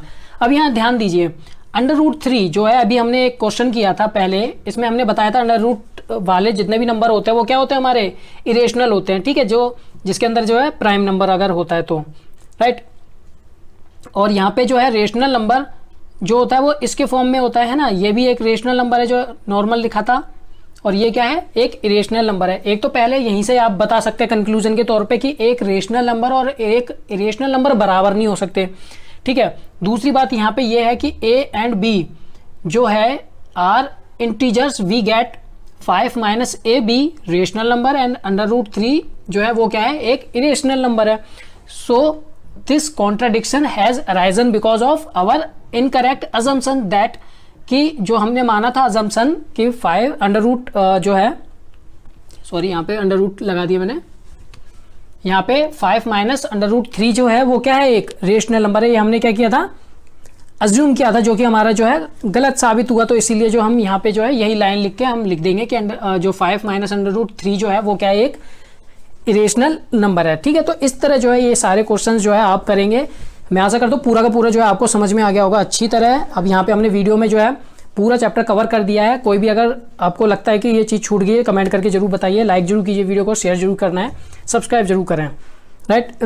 मैंने प्लेलिस्ट का जो है लिंक दे दिया है वीडियो के नीचे, तो वहाँ से जाके आप और भी वीडियोज़ देख सकते हैं क्लास 10th की। इसके सारे रिवाइज सिलेबस जो है वो वेबसाइट पर आपको मिल जाएंगे, वहाँ से आप डाउनलोड कर सकते हैं। उसका भी लिंक मैंने जो है वीडियो के नीचे दिया हुआ है। टेलीग्राम पे जो है आप जरूर जुड़िए हमारे साथ, जैसे कि जो भी आप पूछना चाहते हैं टेलीग्राम ग्रुप में आप स्क्रीन पे देख सकते हैं, इसका लिंक दिया हुआ है और इसकी आईडी वीडियो में बात करने वाले हैं क्लास 10th के सब्जेक्ट मैथमेटिक्स के बारे में, जिसमें हम बात करने वाले हैं चैप्टर 2 जो कि है पॉलिनोमियल, जिसे हम हिंदी में कहते हैं बहुपद। राइट, इस वीडियो को पूरा एंड तक जरूर देखिएगा, क्योंकि इस वीडियो से जो है आपको ये चैप्टर जो है पूरा कंप्लीट हो जाएगा। और चाहे आप इंग्लिश मीडियम स्टूडेंट हैं या फिर आप हिंदी मीडियम स्टूडेंट हैं, आपको ये पूरा जो है चैप्टर इस वीडियो के थ्रू समझ में आ जाएगा आसानी से। तो चलिए वीडियो को स्टार्ट करते हैं। ये जो है पार्ट में बनाएंगे, जो कि अभी जो है इस पूरे चैप्टर को समझेंगे हम पहले अच्छी तरह, ठीक है, जिसमें हम फॉर्मूले देखेंगे, एग्जाम्पल के थ्रू आपको इन सभी के बारे में बताएंगे। जब ये सारा कुछ समझ में आ जाएगा, फिर नेक्स्ट वीडियो हम बाद में बनाएंगे, जो कि उसके एग्जाम्पल्स हम सॉल्व करेंगे या फिर एक्सरसाइज के क्वेश्चन सारे सॉल्व करेंगे। राइट, तो चलिए वीडियो को स्टार्ट करते हैं। सबसे पहले हम यहाँ बात करते हैं बहुपद यानी कि पोलिनोमियल। अब यहाँ पे देखते हैं कितने तरीके के जो है पोलिनोमियल होते हैं। तो यहाँ पे देखिएगा, पहला है लीनियर पोलिनोमियल, सेकंड है क्वाड्रेटिक पोलिनोमियल, तीसरा है क्यूबिक पोलिनोमियल। लीनियर पोलिनोमियल को हम कहते हैं रैखिक बहुपद। राइट, सेकंड है क्वाड्रेटिक, जिसे हम कहते हैं द्विघात बहुपद। तीसरा है क्यूबिक पोलिनोमियल, जिसे हम कहते हैं त्रिघात बहुपद। अब इसमें सबसे पहले हम बात करते हैं लीनियर, क्वाड्रेटिक और क्यूबिक, इन सभी पोलिनोमियल में सिर्फ अलग जो है वो है इसकी डिग्री यानी कि घात। इस पूरी पोलिनोमियल्स में हम इसे जो पहचानेंगे वो इसकी डिग्री से पहचानेंगे।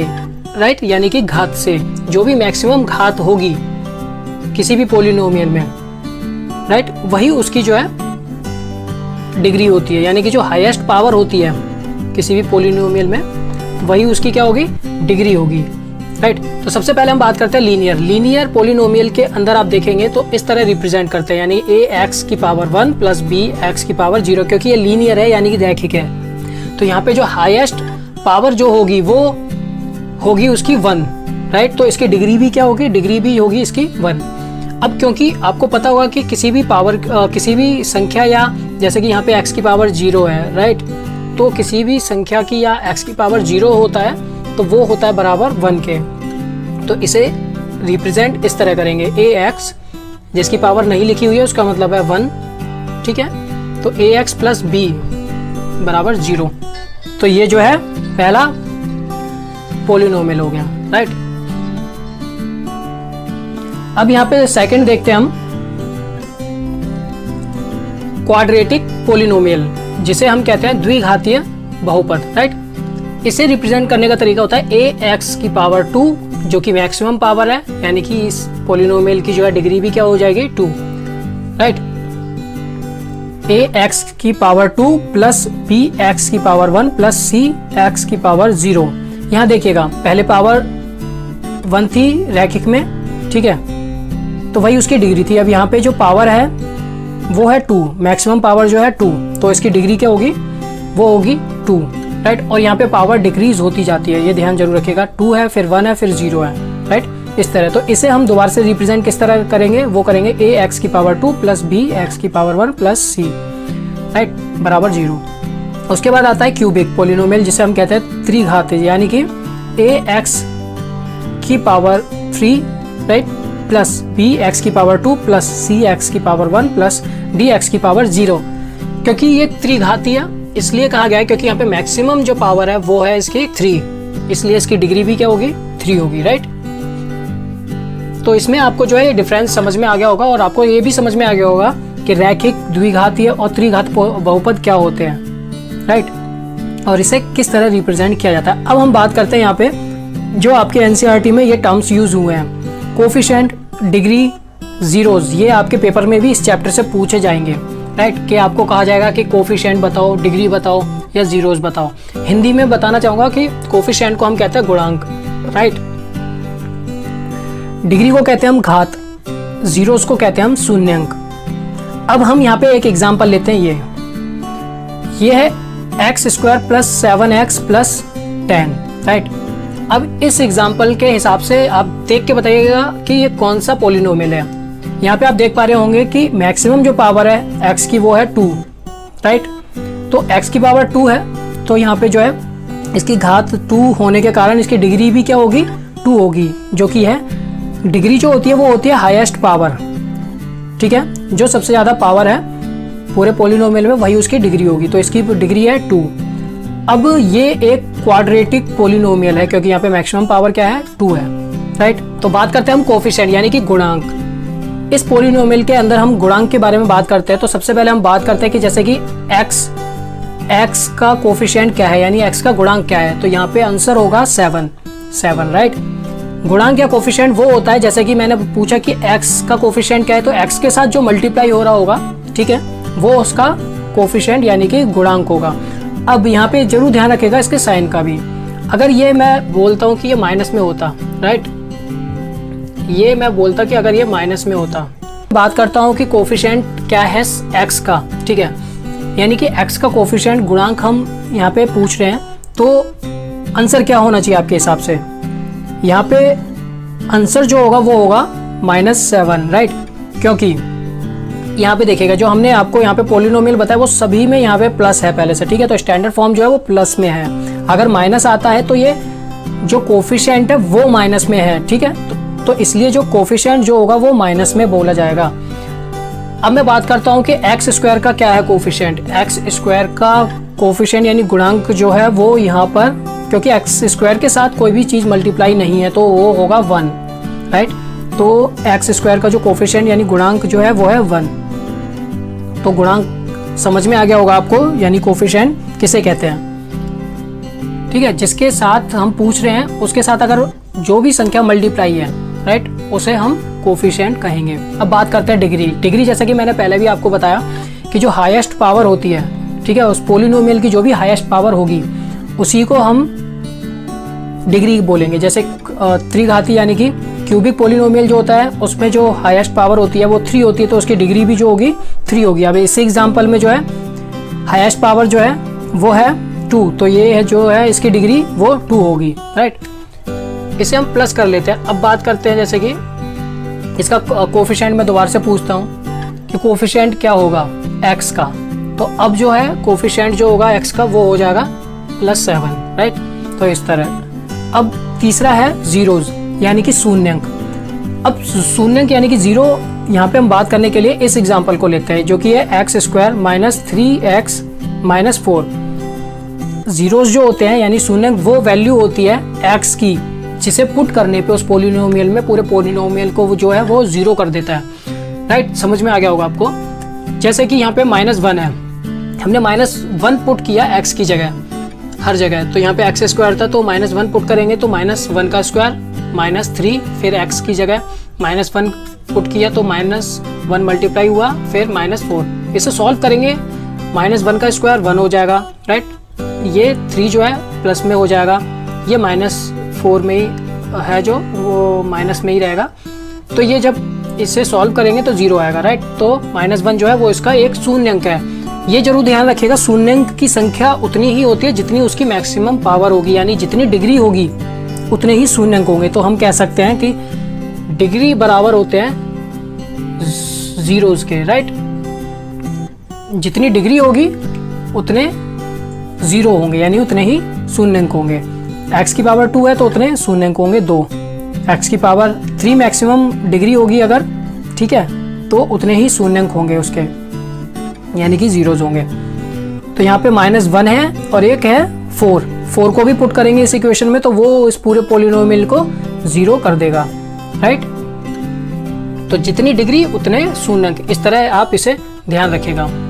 शून्यंक का दूसरा तरीका भी है जिसे आप पता कर सकते हैं, जैसे कि px यानी कि पोलिनोमियल x जो है कि शून्यंक उन बिंदुओं के x निर्देशांक होते हैं, राइट, जहां y बराबर px का ग्राफ x अंश को प्रतिच्छेद करता है, यानी कि x एक्सिस पे जो जितने बार उसे कट करेगा, ठीक है, उतने उसके जो है शून्यंक होंगे। तो ये जो है हम अभी एग्जाम्पल के थ्रू समझेंगे। अभी 2 फॉर्मूले और बचे हुए हैं, उसे और देख लेते हैं, राइट। तो चलिए और फॉर्मूले जो हैं वो हम देख लेते हैं। यहाँ पे आप देख पाएंगे तो यहाँ पे ये वाले जो फॉर्मूले हैं वो हैं if alpha and beta are the zeros of the quadratic polynomial, यानी कि अल्फा और बीटा जो है, मान लीजिएगा ये शून्यंक हैं द्विघातीय बहुपद के, ठीक है। ये द्विघातीय बहुपद दिया हुआ है जो कि है ax² + bx + c = 0। तो इसका हम ये जो फॉर्मूले हैं किस तरह उपयोग करेंगे वो देख लीजिएगा।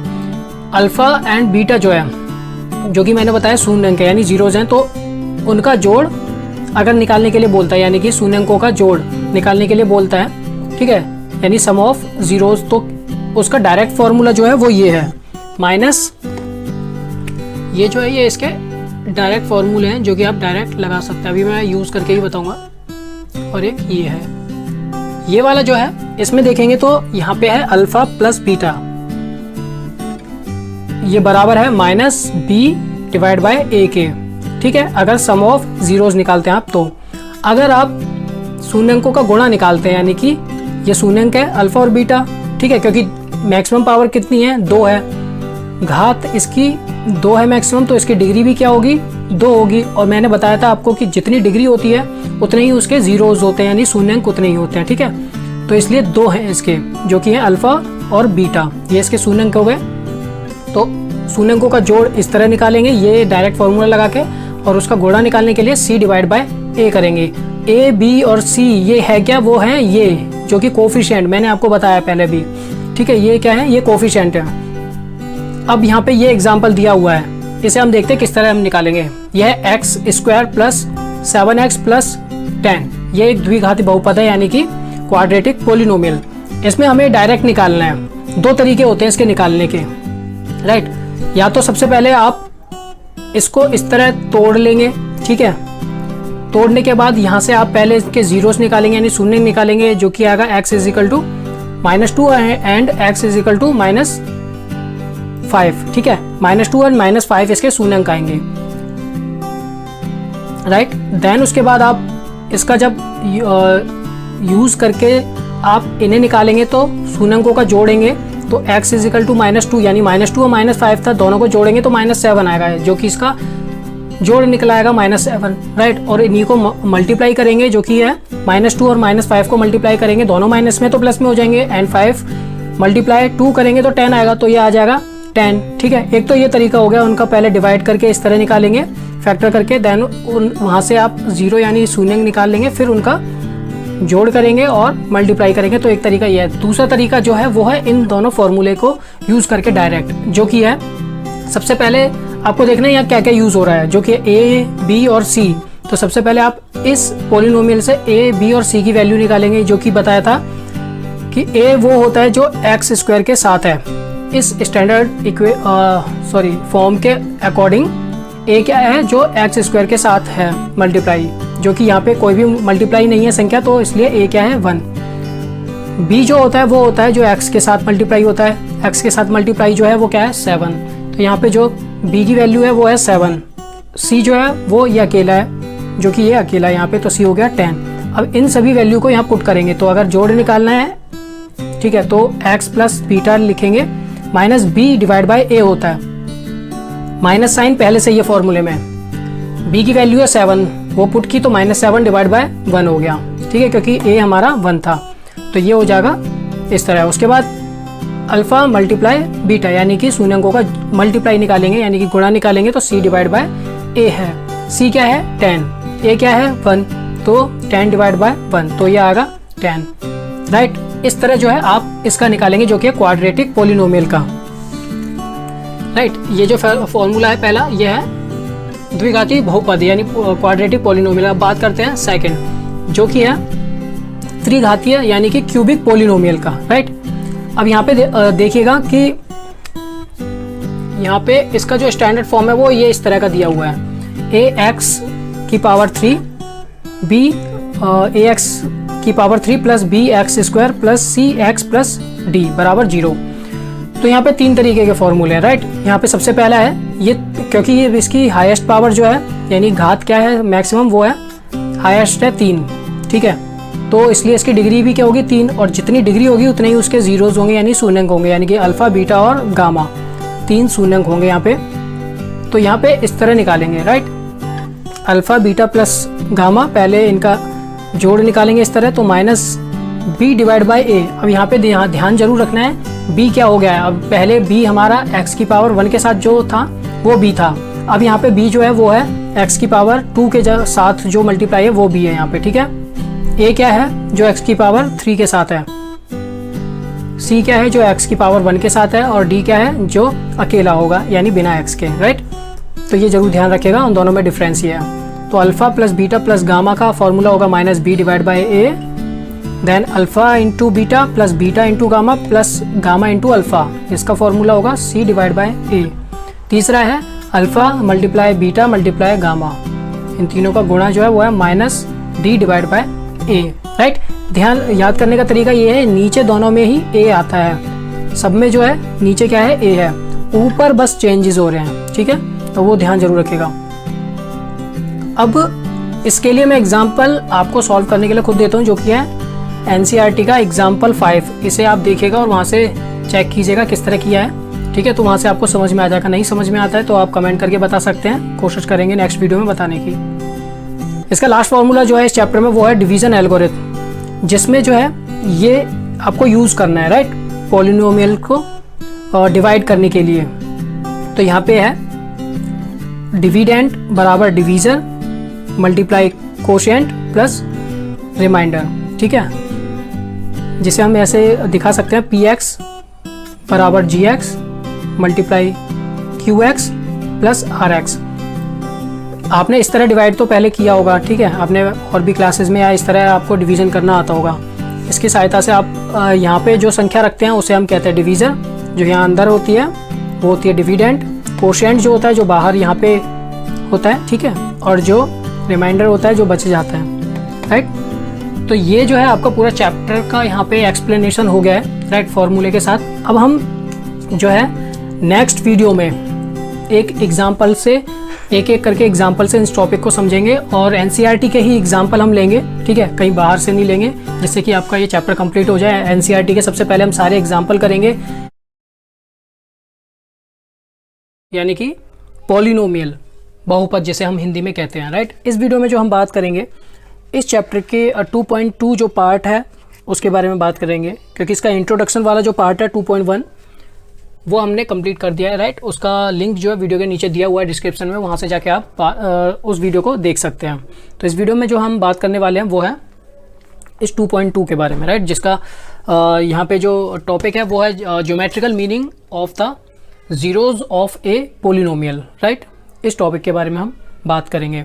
आपको इस चैप्टर के सारे फॉर्मूलेज और कुछ एग्जाम्पल जो है डेफिनेशन के साथ आपको बता दी गई हैं, ठीक है। उसका जो लिंक है वो वीडियो के नीचे दिया हुआ है, उस वीडियो को आप जाके देखिएगा, तो वहाँ से आपको जो है वो पहले समझ में आ जाएगा, उसके बाद आप इसे देखेंगे, देन आप इसे अच्छी तरह समझ पाएंगे। तो चलिए यहाँ पे हम बात कर लेते हैं। सबसे पहले यहाँ पे हम ग्राफ के थ्रू हम कैसे पता लगा सकते हैं कि इसके ज़ीरो यानी कि शून्य कितने हैं, राइट, या क्या है। तो इसके लिए जो है मान लीजिएगा ये एग्जाम्पल दिया हुआ है, राइट, और ये जो एग्जाम्पल जो मैं आपको बता रहा हूँ ये आपको मैं NCERT से ही बता रहा हूँ। तो ये जो है ये फिगर 2.1 है, राइट, ये मैं आपको बता देता हूँ NCERT से कि किस जगह पे है।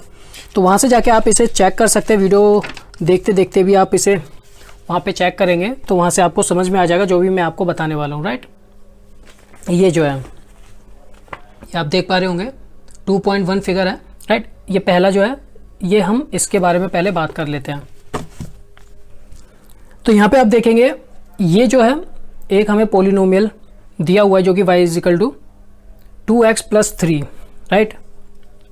इसे ग्राफ पे दर्शाने के लिए सबसे पहले हमें इनकी वैल्यूज़ को निकालना होगा, राइट, जिसमें कि हम x की वैल्यू कुछ भी डालते हैं तो y की वैल्यू हमें मिल जाएगी। यहाँ पर x की वैल्यू को हम -2 रखते हैं पहले, तो जब इसे सॉल्व करेंगे तो हमारी y की वैल्यू जो आएगी वो आएगी -1, राइट। उसके बाद नेक्स्ट वैल्यू रखते हैं हम x की 2, तो हमें y की वैल्यू मिलेगी इसे सॉल्व करने पे 7, राइट। ये हमारे पास जो है ये वैल्यूज़ आ जाती हैं इसकी x और y की। तो अब हम इसे जो है ग्राफ पे दर्शाते हैं। तो ग्राफ पे दर्शाने के लिए सबसे पहले हम ग्राफ बनाएंगे, राइट, जो कि x एक्सिस है ये, राइट, और ये जो है y एक्सिस है। यहाँ पे उतने ही नंबर लीजिएगा जितने यहाँ पे मैक्सिमम में है। y के हमारे पास 7 है मैक्सिमम, तो हमने y को 7 प्लस, क्योंकि प्लस का है 7 तो प्लस ऊपर तक हमने ले लिया। x जो है वो हमारे पास 2 है और -2 है, राइट। तो दोनों तरफ हम एक थोड़ा सा ज़्यादा ले लेंगे, 3 ले लेंगे, राइट, x एक्सिस पे प्लस की तरफ भी एंड माइनस की साइड भी। अब उसके बाद हम सबसे पहले यहाँ देखिएगा कोऑर्डिनेट पॉइंट मान लेते हैं हम यहाँ पे ए और बी, राइट, जिसकी ये वैल्यू है। ए जो माना हमने -2 और -1 को, बी जो माना है वो है 2 और 7 को। आपको पता है कि जब भी हम कोऑर्डिनेट लिखते हैं तो यहाँ पे x और y, पहला जो होता है वो x का होता है और सेकंड जो होता है वो y का होता है। तो चलिए सबसे पहले जो है ए पॉइंट है, इसे हम देख लेते हैं कि कहाँ पर लगेगा। ठीक है, -2 एंड -1, इसे हम ग्राफ पे देखेंगे तो ग्राफ पे देखेगा -2 कहाँ पर है, ये x एक्सिस पे है, माइनस पे, ये यहाँ पर है, राइट। -2 यहाँ हो गया। अब हम देखेंगे ऊपर हम लगाएं या नीचे लगाएं या यहीं पे लगेगा पॉइंट, तो उसके लिए y की देखनी पड़ेगी हमें वैल्यू, जो कि है -1। y हमारा -1 नीचे होता है तो -1 यहाँ है, तो -2 और -1 ये लगेगा पॉइंट यहाँ पर, राइट। तो ये हमने पॉइंट यहाँ पे लगा दिया पहला। उसके बाद इसे हमने बोल दिया ये है हमारा a, राइट, ये है a। सेकंड पे आता है तो सेकंड की जो है यहाँ पे वो है 2 और 7, तो दोनों ही प्लस में है तो पॉजिटिव साइड होंगे x पे, 2 यहाँ पर है और 7 पॉजिटिव में ये ऊपर है, तो ये 2 और 7 जो होगा वो होगा यहाँ पर, राइट। तो यहाँ पे ये जो हो गया ये हमारा हो गया पॉइंट B, राइट। अब हम इसको और इसको मिला देंगे, ये मैंने पहले ही मिला के रखी है, जैसे कि एक लीनियर स्ट्रेट लाइन बनती है, राइट, इसकी, जो कि ये लीनियर पोलिनोमियल है, राइट। ये पहला टॉपिक जो है इसमें यह है लीनियर पोलिनोमियल, क्योंकि यहाँ पे मैक्सिमम पावर क्या है x की, वो है 1, राइट। तो x की मैक्सिमम पावर है 1, तो इसकी डिग्री भी क्या होगी 1, और इसके जीरोस कितने होंगे वो भी 1 ही होगा, ठीक है, यानी शून्य कितने होंगे वो 1 ही आएगा इसका। जैसा कि हमने पहली वीडियो में पढ़ा था कि जितनी मैक्सिमम पावर होती है वही उसकी डिग्री होती है और उतने ही उसके जीरोस होंगे, राइट। तो ये हम जब इन दोनों पॉइंट्स को मिला देते हैं तो ये एक स्ट्रेट लाइन बनती है और ये जो काटते हुए जाती है। अब यहाँ पे ध्यान रखने वाली बात है कि ग्राफ से हम कैसे जीरो को निकाल सकते हैं। जीरोस को ग्राफ से निकालने के लिए आपको बस एक ही चीज़ ध्यान रखनी होगी कि एक्स एक्सिस पे ये जो लाइन बनती है, ठीक है, ग्राफ पे जो लाइन बनाते हैं वो कितने बार काटता है एक्स एक्सिस को, राइट, ये आप ध्यान में रखेंगे।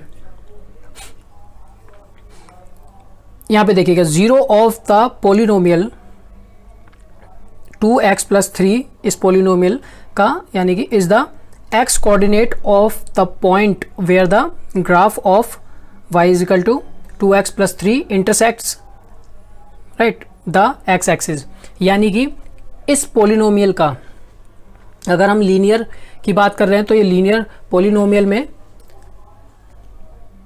जीरोज अगर हमें निकालने हैं, ठीक है, क्योंकि लीनियर का तो एक ही होगा, तो zero of polynomial, linear polynomial is the x coordinate जो होगा, और वो किस पॉइंट का, वो उस पॉइंट का जो एक्स एक्सिस पे काट रहा होगा, right. X coordinate of the point where the graph of this polynomial intersects the X axis. X axis पे कहाँ पे काट रहा है, ये यहाँ पर काट रहा है। तो हमने जब इसे ग्राफिकली वैल्यू को चेक किया तो ये हमारा आया -3/2 एंड 0, राइट। और यहाँ पे जो एक्स कोऑर्डिनेट है यही हमारा 0 की वैल्यू हो जाएगी, राइट, जो कि होता है -1.5, राइट। तो लीनियर पोलिनोमियल का इस तरह आप निकालेंगे। सेम तरीके से आप क्वाड्रेटिक का, राइट, एंड क्यूबिक पोलिनोमियल का भी निकालेंगे।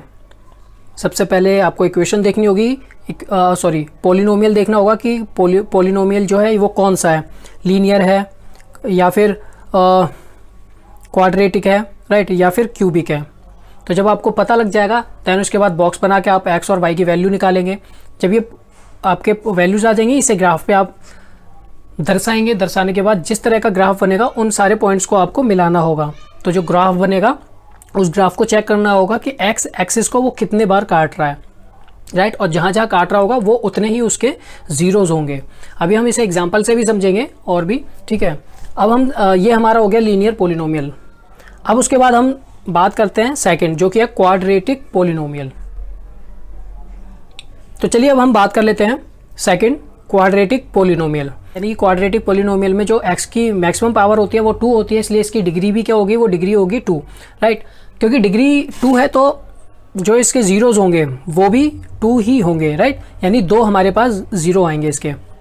अब इसे हम ग्राफिकली कैसे देखेंगे, तो सबसे पहले सबसे पहले इस पोलिनोमियल को देखिएगा, y is equal to X square minus 3x minus 4। इसकी x और y का यहाँ पे लिखेंगे, देन इस बॉक्स बनाएंगे, x की वैल्यू को हम पुट करते जाएंगे, देन इस वैल्यू को x की अगर इस पोलिनोमियल में डालते हैं तो हमारे पास y की वैल्यू आ जाती है, राइट। इसी तरह हर एक x की वैल्यू को डालेंगे तो y की वैल्यू हमारे पास आती जाएगी उसके अकॉर्डिंग, राइट। तो जब ये हमारे पास ये सारे पॉइंट्स आ जाएंगे, देन ग्राफ हम बनाएंगे, ग्राफ पे हम इन सारे पॉइंट को दर्शाएंगे। माना हमने ए पॉइंट, बी पॉइंट, सी, डी, ई इनके नाम दे दिए। ए पॉइंट ये है -2 और 6, बी पॉइंट है -1 और 0, सी है, इसी तरह सारे हैं, ठीक है। अब हमने पहला देखा जो कि है एक्स और वाई, जैसे कि अभी पहले बताया था कि जो पहले लिखते हैं वो एक्स होता है, फिर वाई। तो -2 और 6 कहाँ पे आएगा, -2 यहाँ है और 6 का है यहाँ, तो ये पॉइंट यहाँ बनेगा। बी जो बनेगा वो है -1 और 0, -1 कहाँ पे एक्स का यहाँ पर है और y 0 है तो ये यहीं बनेगा। उसके बाद 1 और -0 और -4, 0 और -4 इस तरह, फिर इसी तरह सारे आप बनाएंगे तो ये पॉइंट्स बन जाएंगे, ठीक है। ये सारे पॉइंट जब आप यहाँ पे बना लेंगे, उसके बाद इन सभी पॉइंट्स को आप जो है मिला देंगे तो इस तरह का एक ये ग्राफ बनेगा, राइट। अब ये ग्राफ दो तरीके से बन सकता है, या तो इस तरह ऊपर की ओर खुला हुआ यानी कि ओपन अपवर्ड, या फिर नीचे की ओर खुला हुआ ओपन डाउनवर्ड। इस तरह के ग्राफ को हम क्या कहते हैं, पैराबोलास, राइट। तो यहाँ पे आप देखिएगा, मैंने अभी आपको बताया कि एक्स पर जितने बार ग्राफ जो है काटेगा, राइट, तो उतने ही हमारे पास इसके जीरोज होंगे यानी कि शून्यंक होंगे, राइट। तो अब यहाँ देखिए कितने बार इसे काटता है, क्योंकि क्वाड्रेटिक है, आपको पहले से ही पता है कि क्वाड्रेटिक पोलिनोमियल के कितने जीरोज होंगे, वो होंगे 2। तो यहाँ पे देखिए एक बार यहाँ काटा, एक बार यहाँ काटा। अब इनकी वैल्यू देखिएगा कि x की वैल्यू क्या है, यहाँ पर x की वैल्यू -1 है और यहाँ पर है 4, तो यही हमारे जो है जीरोज होंगे, राइट। जीरोज जो होंगे -1 और एक होगा 4, राइट। ये जो है ये फिगर 2.2 है NCERT का, तो आप इस फिगर को देखेंगे तो वहाँ से आपको समझ में आ जाएगा, उसे पढ़िएगा और इसे समझिएगा। यहाँ से समझ में आ गया होगा, ठीक है। जब आप NCERT में इसे फिगर को देखेंगे, थोड़ा यहाँ पे साफ़ नहीं है तो आप NCERT से देखेंगे साफ, तो आपको ये जो है आसानी से समझ में आ जाएगा, राइट। अब हम तीसरा देखते हैं, जो कि तीसरा है क्यूबिक पोलिनोमियल। अभी हमने बात कौन कौन सी कर ली, लीनियर पोलिनोमियल कर लिया, क्वाड्रेटिक पोलिनोमियल कर लिया, ठीक है। लीनियर में एक ही जीरो होता है क्योंकि उसकी मैक्सिमम पावर 1 होती है, इसलिए डिग्री भी उसकी 1 ही होगी। क्वाड्रेटिक पोलिनोमियल जो होता है उसमें पोलिनोमियल की जो मैक्सिमम पावर होती है वो 2 होती है, इसलिए डिग्री भी उसकी 2 होगी और जीरोस भी कितने होंगे, 2 होंगे। अब बात आती है क्यूबिक पोलिनोमियल की। क्यूबिक पोलिनोमियल में मैक्सिमम पावर जो होती है वो होती है 3, तो इसलिए डिग्री भी क्या होगी इसकी 3 होगी, इसीलिए इसका जीरोस जो निकलेंगे वो भी 3 यानी कि 3 निकलेंगे, राइट। यानी कि शून्यंक जो होंगे वो इसके 3 निकलेंगे। अब यहाँ पर ये पोलिनोमियल दिया हुआ है y is equal to x की पावर 3 माइनस 4x। सेम तरीके से यहाँ पर भी x और y का ये बॉक्स बनाएंगे। x की वैल्यू को यहाँ पे कुछ भी अपनी मर्जी से लेके हम y की वैल्यू को निकालेंगे। यहाँ -2 पुट किया x की जगह, ठीक है, तो 8 आ जाएगा माइनस का, देन यहाँ पे करेंगे तो यहाँ पे प्लस का 8 हो जाएगा, तो दोनों ही 0 हो जाएंगे सॉल्व होने के बाद। ये -8 ये +8, तो 0 आ गया y की वैल्यू। इसी तरह -1 रखा x की जगह, राइट, तो -1 ये हो जाएगा, यहाँ पे माइनस करें प्लस में आ जाएगा 4, तो +4 में से -1 जाएगा तो 3 आएगा, तो ये हो गया y की वैल्यू। इसी तरह सारी वैल्यूज़ निकाल लेंगे हम x की वैल्यू को पुट करके, तो इनके भी पॉइंट्स को हम नाम दे देंगे A B C D E, right. उसके बाद ग्राफ बनाएंगे, ग्राफ पे हम इन पॉइंट्स को दर्शाएंगे, जैसे कि पहला है A पॉइंट -2 और 0, -2 x एक्सिस का है, यहाँ रखा 0 क्योंकि y पे 0 है तो ये यहीं रहेगा। उसके बाद है -1 और 3, -1 है यहाँ पर और 3 प्लस में है y का, तो ये यहाँ पर, तो ये पॉइंट बनेगा यहाँ पर, राइट। उसके बाद नेक्स्ट है 0 0 जो कि बीच में बनेगा बिल्कुल। उसके बाद है 1 और -3, 1 जो है प्लस का है और y जो है -3 है, तो यहाँ पर बनेगा पॉइंट, राइट। इसी तरह 2 और 0, 2 यहाँ पर है और 0 y का है, तो ये यहीं पे बनेगा। इसे हम जब सभी पॉइंट्सों को मिला देंगे, राइट, तो हमारे पास कुछ इस तरीके से ग्राफ बन जाएगा। अब यहाँ पर देखिएगा, क्योंकि अब जीरो हम ग्राफ से कैसे निकालेंगे, अभी आपको बताया कि जितने बार एक्स एक्सिस पे काटेगा उतना ही उसके जीरोज होंगे, राइट।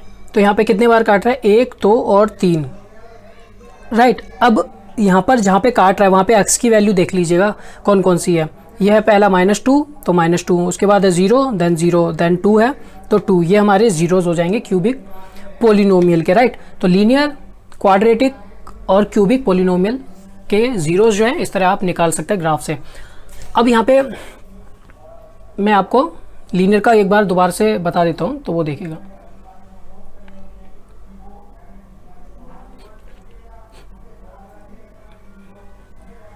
यहाँ पे देखिए जो लीनियर के लिए बताया गया था वो था ये कि zero of the polynomial 2x + 3 is the x coordinate of the point where the graph of y is equal to 2x + 3, यानी कि ये polynomial intersects the x axis, right. x axis पे जो काटेगा, ठीक है, वही उसका जीरो होगा। For a linear polynomial, linear polynomial के लिए जो स्टैंडर्ड फॉर्म है ये है ax + b, जहाँ पर a जीरो नहीं है, ठीक है। The graph of this polynomial is a straight line which intersects the x axis at exactly 1 point, namely -b/a, right. इसे आप ऐसे भी निकाल सकते हैं। मान लीजिएगा आपको इस तरह लीनियर पोलिनोमियल दिया हुआ है, बिना ग्राफ के आपको डायरेक्ट निकालना है, तो ये यूज़ कर सकते हैं -b/a। b क्या होता है, ये होता है, ठीक है, जो यहाँ पर होगा, जो x की पावर 1 के बिना अकेला रहता है, राइट, वो b है। a जो x की पावर 1 के साथ मल्टीप्लाई है, तो -b है, तो यहाँ पर 3 हो गया, तो -3, और a क्या है 2, तो 2, तो -3/2, तो यही है हमारा, ठीक है। तो ये आप समझ गए होंगे आसानी से। तो इसका कॉन्सेप्ट भी आपका क्लियर हो गया है। अब हम देखते हैं इसके कुछ एग्जांपल्स, राइट, और इसकी जो फर्स्ट एक्सरसाइज है वो 2.1। सबसे पहले यहाँ पे हम बात कर लेते हैं एग्जाम्पल 1 की। एग्जाम्पल 1 जो एनसीईआरटी का एग्जाम्पल 1 है उसकी। तो यहाँ पे देखिएगा, यहाँ पे फिगर 2.9 है ये, ठीक है। तो यहाँ पे इस एग्जाम्पल में ये बोला गया है कि जीरोज यानी कि शून्य किसके बताइए। यहाँ पे आपको कुछ ग्राफ्स दिए हुए हैं, ठीक है। इसमें हर एक में आपको बताना है कि शून्यंक यानी कि जीरोज क्या हैं। तो ये आप एक बार खुद देखिएगा, ठीक है, ये सारे ग्राफ देखिएगा। मैंने भी आपको बताया था कि एक्स एक्सिस पे जितने बार ग्राफ काटेगा उतने ही उसके शून्यंक होंगे, राइट। तो यहाँ देखिएगा, यहाँ पे कितने बार एक्स एक्सिस पे काटता है, एक बार, तो इसका जीरो जो होगा वो कितना होगा, 1, ठीक है। उसके बाद यहाँ पर 1 और 2, तो कितने होंगे, 2। यहाँ पर है 1, 2 और 3, तो इसके जीरो होंगे 3। उसके बाद यहाँ पे ये सिर्फ एक ही बार काटता है यहाँ, तो 1, ये भी एक बार काटता है, तो ये भी 1, और यहाँ पर 1, 2, 3, 4, तो यहाँ पे कितने होंगे, 4, ठीक है। तो ये आप इस तरह इसका आंसर दे सकते हैं। अब है नेक्स्ट में देखिएगा, ये आपकी एक्सरसाइज 2.1 है, ठीक है। इस पे आपको इस तरीके के ग्राफ दिए हुए हैं। कोशिश कीजिएगा बिना आंसर को देखे हुए पहले आप खुद सोचें कि इसका आंसर क्या है, फिर उसके बाद आंसर देखिए। यहाँ पे जो है, क्योंकि ये एक्स एक्सिस पे काट ही नहीं रहा है, ठीक है, तो ये होगा नो जीरोज, यानी कि इसके कोई भी जीरो नहीं है। ये जो है एक बार काटता है तो 1, उसके बाद ये 3 बार, 1, 2, 3, तो 3, ये 2 बार, ठीक है, तो 2, ये 1, 2, 3, 4, तो 4, ये 1, 2, 3, तो 3, ठीक है। तो ये जो है आपके जीरोज इस तरह आएंगे, राइट। आशा करता हूँ ये आपको अच्छी लगी होगी वीडियो और आपको आसानी से समझ में भी आ गया होगा। वीडियो अच्छी लगी तो लाइक ज़रूर कीजिएगा, शेयर ज़रूर कीजिए अपने फ्रेंड्स को, और जो भी क्लासमेट्स हैं या क्लास 10th के स्टूडेंट्स हैं, राइट। सब्सक्राइब जरूर करें चैनल को और बेल आइकॉन को जरूर दबाएं। टेलीग्राम का लिंक जो है वीडियो के नीचे दिया हुआ है, तो वो वहाँ पर भी जाके आप जो है क्लास 10th का ग्रुप ज्वाइन कर सकते हैं, जहाँ पे वीडियोज़ के लिंक, PDF या अदर स्टडी मटेरियल जो है वो वहाँ पे आपको प्रोवाइड कर दिया जाएगा। तो इस वीडियो में बस इतना ही है। मिलते हैं हम किसी नेक्स्ट वीडियो में किसी न्यू टॉपिक और अदर टॉपिक के साथ। जब तक के लिए बाय बाय।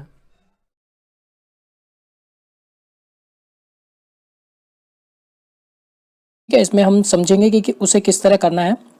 तो यहाँ पे आप देखिएगा, इंट्रोडक्शन पार्ट कंप्लीट हो चुका है इसमें, ठीक है। 2.2 ये वाला पार्ट भी कंप्लीट हो चुका है।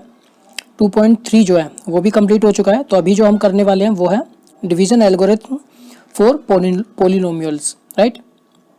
तो चलिए वीडियो को स्टार्ट करते हैं। और जो भी स्टूडेंट्स अगर पहली बार आया है तो सब्सक्राइब जरूर करें चैनल को और बेल आइकॉन को जरूर दबाएं, जैसे कि सारे नोटिफिकेशन आपको मिलते रहें। वीडियो को लाइक जरूर कीजिएगा और शेयर जरूर कीजिएगा अपने फ्रेंड्स और क्लासमेट्स के साथ। तो इसे समझने से पहले, डिवीजन एल्गोरिथम फॉर पॉलिनोमियल्स को समझने से पहले हम एक जो है एग्जाम्पल देखते हैं एनसीईआरटी का, जो कि ये है एग्जाम्पल 6, ठीक है। इसमें बोला गया है कि divide 2x² + 3x + 1 bye x + 2, right. इसमें जो है हिंदी में मतलब है 2x² + 3x + 1 को x + 2 से भाग दीजिए, ठीक है। यहाँ पे जो है मैं आपको, जो भी स्टूडेंट अगर इंग्लिश मीडियम का है या फिर हिंदी मीडियम का है, दोनों को ही समझ में आ जाएगा, राइट। तो इसमें हमें ये बोला गया है कि x + 2 से जो है हमें 2x² + 3x + 1 इस पोलिनोमियल को जो है डिवाइड करना है, भाग देना है। तो अब हम सीखेंगे किस तरह हम पोलिनोमियल्स को भाग करते हैं, ठीक है, किसी दूसरे पोलिनोमियल से। तो सबसे पहले, उससे पहले समझने से पहले मैं आपको यहाँ कुछ चीज़ें बता देता हूँ। आपको मैं ये पहले भी वीडियो में बता चुका हूँ, अभी आप दोबारा से देखिएगा। ये एक फॉर्मूला होता है, ठीक है, जो कि डिवीज़न एल्गोरिथम का है। डिविडेंड बराबर डिवीज़र, फिर गुणा कोशिएंट, ठीक है, प्लस रिमाइंडर। ये आपने पहले भी पढ़ा होगा और भी क्लासेस में, राइट। डिविडेंड का मतलब होता है भाज्य, राइट। जैसे हम यहाँ एनसीईआरटी में जो कि px से इसे जो है दर्शाएंगे, ठीक है।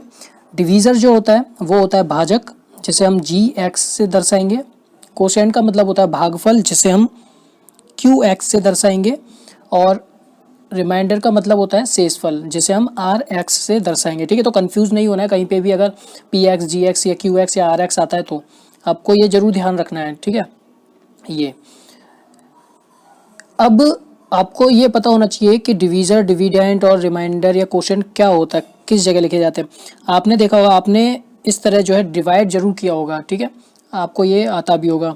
तो जो यहाँ पर बाहर की ओर लिखा रहता है उसे डिवीज़र कहते हैं, राइट, जिसे हम कहते हैं भाजक। अंदर जो रहता है उसे हम कहते हैं डिविडेंड, यानी कि भाज्य। यहाँ पर जो रहता है उसे कहते हैं कोशेंट, यानी कि भागफल। और यहाँ पर जो रहता है वो होता है रिमाइंडर, यानी कि शेषफल, ठीक है। तो अभी जो हमने क्वेश्चन देखा ये वाला, 2x + 3x + 1 को डिवाइड करेंगे हम x + 2 से। तो ये समझेंगे किस तरह हम इसे डिवाइड करते हैं। तो यहाँ देखिए, यहाँ पे सबसे पहले आपको ये ध्यान रखना होगा, डिवाइड करने से पहले फर्स्ट जो इसका पोलिनोमियल का ये होगा पार्ट, ठीक है। इसको हम सबसे पहले देखेंगे कि हमें इसमें क्या क्या ज़रूरत है डिवाइड करते वक्त। यहाँ पे जो है वो है 2x², राइट। हमारे पास यहाँ पर क्या है, सिर्फ x है, राइट। तो जो ये अंदर वाला पार्ट है इसे आप इस तरह जो है ब्रेक कीजिए। 2x² को हम लिख सकते हैं 2 × x, राइट, इस तरह। अब हमारे पास क्या क्या है, हमारे पास सिर्फ एक x है, ठीक है, एक x है हमारे पास। और अभी हमें क्या चाहिए, 2x चाहिए, अगर हमें ये 2x² बनाना है तो जो हमें चाहिए वो यहाँ से मिलेगा, ठीक है। यानी जो हमारे पास नहीं है, जो कि नहीं है क्या, 2x नहीं है, तो 2x से जो है हम इसे x को मल्टीप्लाई करेंगे। 2x को जब x से मल्टीप्लाई करेंगे हमारे पास जो आएगा वो आएगा 2x², ठीक है। ये प्लस का है, ये भी प्लस का है, तो 2x² जो है प्लस में आएगा। अब यही 2x जो है वो इस 2 से भी मल्टीप्लाई होगा, राइट। ये इस तरह देखिए यहाँ पे किस तरह किया गया है।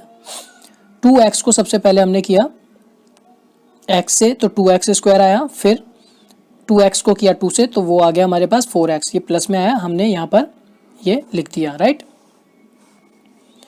ये हमने यहाँ पर लिख दिया है। अब हम क्या करेंगे, इनके साइन को चेंज करेंगे, क्योंकि ये पूरा प्लस में था तो हम यहाँ पे माइनस लगाएंगे और यहाँ पर भी हम माइनस साइन चेंज कर देंगे। अब क्योंकि ये 2x और ये 2x, पहला ऊपर वाला जो है 2x ये प्लस में है, ये नीचे वाला जो है वो माइनस में है, इसलिए ये क्या होगा, कट जाएगा, राइट। अभी क्या बचा हमारे पास बचा है 4x और 3x, क्योंकि 4x जो है वो माइनस में हो गया। अब बड़ी संख्या जो है 4x है, 3x से बड़ी है, ठीक है, और बड़ी संख्या के साथ माइनस का साइन है, इसलिए 4x में से 3x माइनस होने के बाद 1x बचेगा और उसके साथ जो लगेगा साइन वो लगेगा माइनस का, राइट। और ऊपर से जो है हम 1 को नीचे लिख लेंगे, राइट। तो ये जो है अब हमारे पास आ गया। अब हम दोबारा से देखेंगे, अब हमें किससे मल्टीप्लाई करना है इसे, इस संख्या को किस नंबर से मल्टीप्लाई करें जिससे कि जो है हम इसे जो है डिवाइड कर सकें। अब यहाँ देखिएगा, यहाँ पर भी x है, यहाँ पर भी x है, ठीक है, बट यहाँ पर x जो है वो माइनस में है और ये हमारे पास प्लस में है, राइट। यहाँ पर प्लस है, यहाँ नीचे जो है माइनस में है। तो अब हमें क्या करना है, हमें भी -1 ही बनाना होगा उसे। तो उसके लिए क्या करेंगे, हम -1 से मल्टीप्लाई करेंगे इसको। तो जब -1 मल्टीप्लाई होगा x से तो -x आ जाएगा, ठीक है, और -1 जब 2 से मल्टीप्लाई होगा तो -2 आ जाएगा, ठीक है। तो ये जब हो जाएगा उसके बाद हम दोबारा से क्या करेंगे, इसका साइन चेंज करेंगे, ठीक है। यहाँ पे जो है प्लस प्लस जो है कर दिया दोनों का, क्योंकि दोनों जो थे माइनस में थे। तो ये वाला x जो है माइनस का हो गया और नीचे वाला x जो है प्लस का हो गया, तो ये भी कट जाएगा। अब हमारे पास क्योंकि 2 प्लस का है, 1 भी प्लस का है, तो ये क्या हो जाएगा, ऐड हो जाएंगे, जो कि आएगा हमारे पास 3। तो ये जो है इस तरह हम इसे करेंगे। अब उसके बाद इसे आपको रिप्रेजेंट कैसे करना है, उसके लिए क्या करना होगा आपको, यहाँ ध्यान दीजिए कि यहाँ पर जो मैंने अभी आपको बताया एक फॉर्मूला जो कि है dividend is equal to divisor गुणा कोशेंट प्लस रिमाइंडर, राइट। तो डिविडेंड आपका क्या होता है, जो अंदर होता है, जैसा कि मैंने आपको अभी बताया था, ठीक है। तो वो आप यहाँ लिखेंगे, डिवीज़र है हमारे पास ये x+2, कोशेंट हो गया जिससे हमने भाग यानी जितने बार में इसे भाग किया है, ठीक है, तो 2x - 1, और रिमाइंडर जो आया वो ये हो गया, जो कि हो गया 3। बस आप इसे रिप्रेजेंट कर देंगे तो ये जो है आपका इस तरह सॉल्व हो जाएगा, राइट। आपको आशा करता हूँ ये समझ में आ गया होगा, राइट। अगर कोई भी प्रॉब्लम लगती है आपको या नहीं समझ में आता है, आप कमेंट भी करके बता सकते हैं वीडियो के नीचे, राइट। और आपको यहाँ पे स्क्रीन पे सोशल मीडिया के लिंक भी दिख रहे होंगे, ठीक है, वहाँ पे जाके आप मुझे भी फॉलो कर सकते हैं, इंस्टाग्राम पे, फेसबुक पे, राइट, या ट्विटर पे। और आप व्याख्या ईडीयू के इस लिंक के द्वारा व्याख्या ईडीयू के जो है सोशल मीडिया के लिंक्स पे भी आप जाके फॉलो कर सकते हैं। तो वहाँ पे भी आप डीएम या मैसेज करते हैं तो वहाँ से भी जो है आपको, मैं पूरी कोशिश करूँगा कि ज़्यादा मैसेज नहीं होते हैं तो आपको बताया जाए। अब ये एग्जाम्पल होने के बाद अब हम 2.3 जो है एक्सरसाइज करते हैं। ध्यान देने वाली बात यह है कि ये वीडियो जो है इस चैप्टर की लास्ट वीडियो है, इससे आपको समझ में आ जाएगा और आप इस पूरे चैप्टर को प्रैक्टिस कीजिएगा इसे देखते हुए, ठीक है, तो आपको समझ में आ जाएगा। अब जो है हम यहाँ पे बात कर लेते हैं 2.3 जो एक्सरसाइज है, इसका जो फर्स्ट क्वेश्चन है ये आपका अब हो जाएगा, क्योंकि अभी हमने जो एग्जाम्पल सॉल्व किया है उसी तरीके का जो है ये है, ठीक है। तो ये जो है आपका पूरा पार्ट हो जाएगा, इसे आप कीजिएगा। नहीं आता है समझ में, आप क्वेश्चन नंबर या जो भी है एक्सरसाइज वो आप बता दीजिएगा कमेंट में, तो कोशिश करूँगा उस पर मैं वीडियो बना दूँ और आपका जो है वहाँ पे समझ में आ जाएगा। उसके बाद है सेकंड को अभी हम करेंगे, ठीक है। सेकंड क्वेश्चन को अभी हम करेंगे जिसका हम फर्स्ट पार्ट करेंगे सिर्फ, और क्योंकि आपको फर्स्ट पार्ट से मैं समझा दूंगा एंड जो ये जो और पार्ट है वो आप फिर ट्राई कीजिएगा, ठीक है। अगर नहीं समझ में आएंगे आपको तो फिर आप कमेंट करके बताइएगा। उसके बाद है तीसरा क्वेश्चन,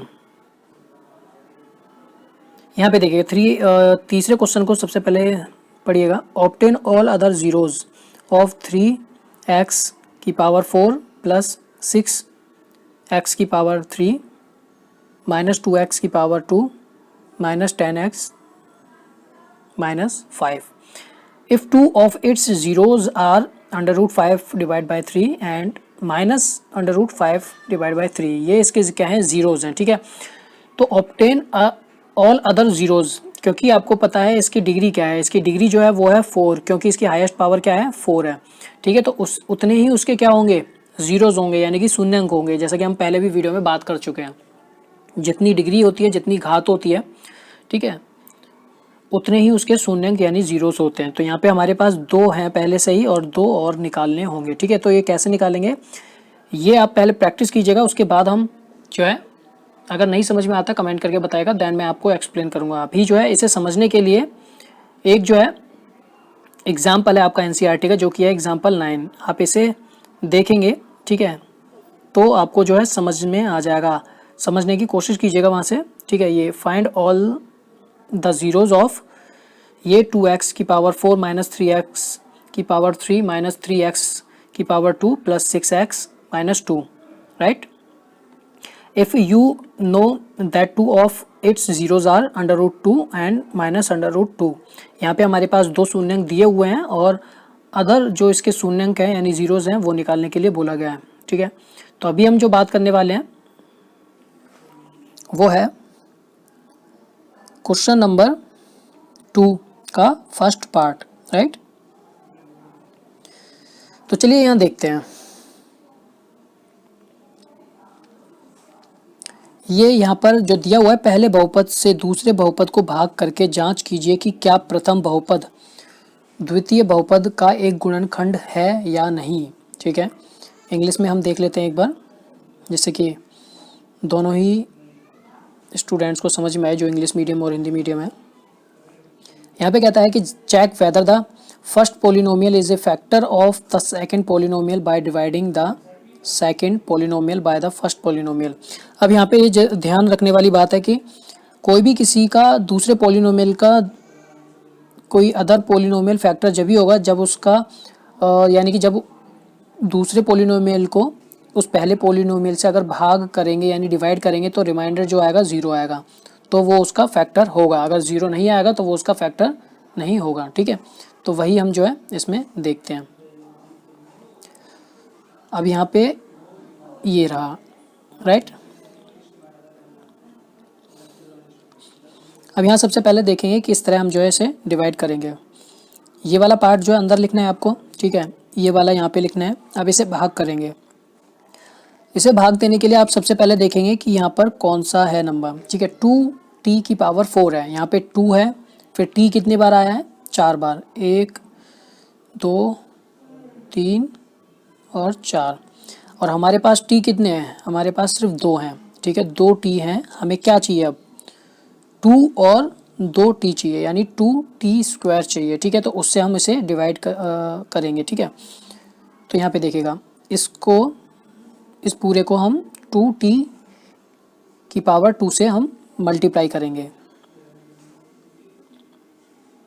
तो हमारे पास क्या आएगा, 2t की पावर 4 आ जाएगा, राइट, प्लस में आएगा। फिर उसके बाद हम यहाँ पे क्या करेंगे, इसका साइन चेंज करेंगे। साइन चेंज करने से क्या होगा, ये पूरा कट जाएगा, क्योंकि 2t की पावर 2 जो है हमने 3 में भी मल्टीप्लाई किया, ठीक है। तो उससे क्या आएगा, 3 2 जा 6, तो 6t की पावर 2 आएगा, राइट, ये आ जाएगा। तो और ये ध्यान रखिएगा कि जैसी पावर है उसको उसके नीचे ही लिखना है, राइट। यहाँ पे क्योंकि 2t की पावर 2 को हमने 3 से मल्टीप्लाई किया और यहाँ पे हमारे पास पावर क्या है, 2 है, तो हम इसे कहाँ लिखेंगे, जिसके पास पावर 2 होगी उसी के पास, ठीक है। यहाँ लिखने के बाद इसका भी साइन चेंज करेंगे, ठीक है, क्योंकि ये माइनस में आएगा, क्योंकि यहाँ -3 था इसीलिए। फिर उससे प्लस में चेंज कर देंगे। उसके बाद क्योंकि 6 जो है हमारा प्लस में हो गया, तो 6t की पावर 2 में से माइनस करेंगे हम 2t की पावर 2, तो हमारे पास जो आएगा वो आ जाएगा 4t की पावर 2, राइट। और ये 3t की पावर 3 जो है उसे हम यहाँ पे उतार लेंगे और इसी तरह इनको भी हम यहाँ नीचे लिख लेंगे, राइट। इसे होने के बाद अब देखेंगे दोबारा से 3t की पावर 3 हमें किस तरह लाना है, क्योंकि हमारे पास t कितने हैं, 2 हैं, राइट। पहले से ही हमारे पास t 2 हैं, तो हमें कितने t और चाहिए, सिर्फ एक t और चाहिए, और 3 नहीं है तो 3 भी चाहिए, तो 3t से हम इसे मल्टीप्लाई करेंगे t की पावर 2 को और -3 को। तो उस मल्टीप्लाई करने के बाद क्या आएगा, हमारे पास 3t की पावर 3 आएगा और 9t की पावर 1 आएगा, ठीक है।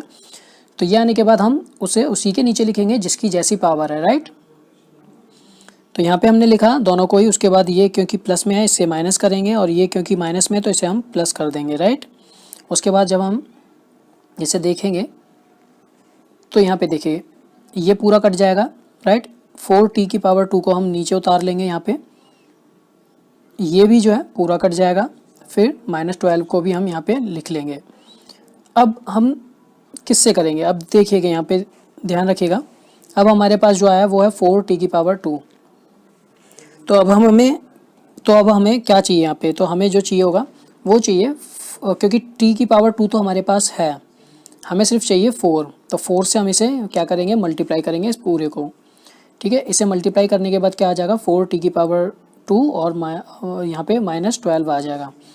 फिर उसके बाद हम इसका साइन चेंज करेंगे दोबारा से, क्योंकि 4t⁻² जो है वो प्लस में है, इसे माइनस करेंगे, ये माइनस में है तो इसे प्लस करेंगे। देन उसके बाद जो है ये जो है हमारा पूरा कट जाएगा, राइट, ये भी और ये भी। तो हमारा जो है आंसर आएगा, यानी रिमाइंडर जो आएगा वो 0 आएगा।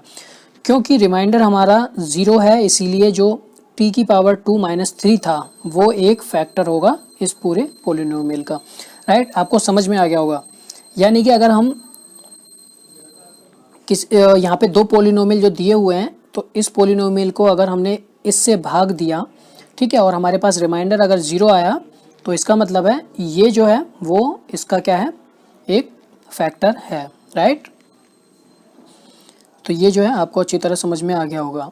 अब उसके बाद जो है हम देखते हैं नेक्स्ट क्वेश्चन। तो अभी जो है आप इसके 2.3 जो है, इसके जो और भी क्वेश्चंस हैं वो आप कर सकते हैं, राइट। आप जो है ये हमने कर लिया है, उसके बाद आप ये और ये जो है आप ट्राई कीजिएगा, राइट, ये आपका हो जाएगा। 3 वाला मैंने आपको बता दिया है, एग्जाम्पल जो है आप 9 देखेंगे।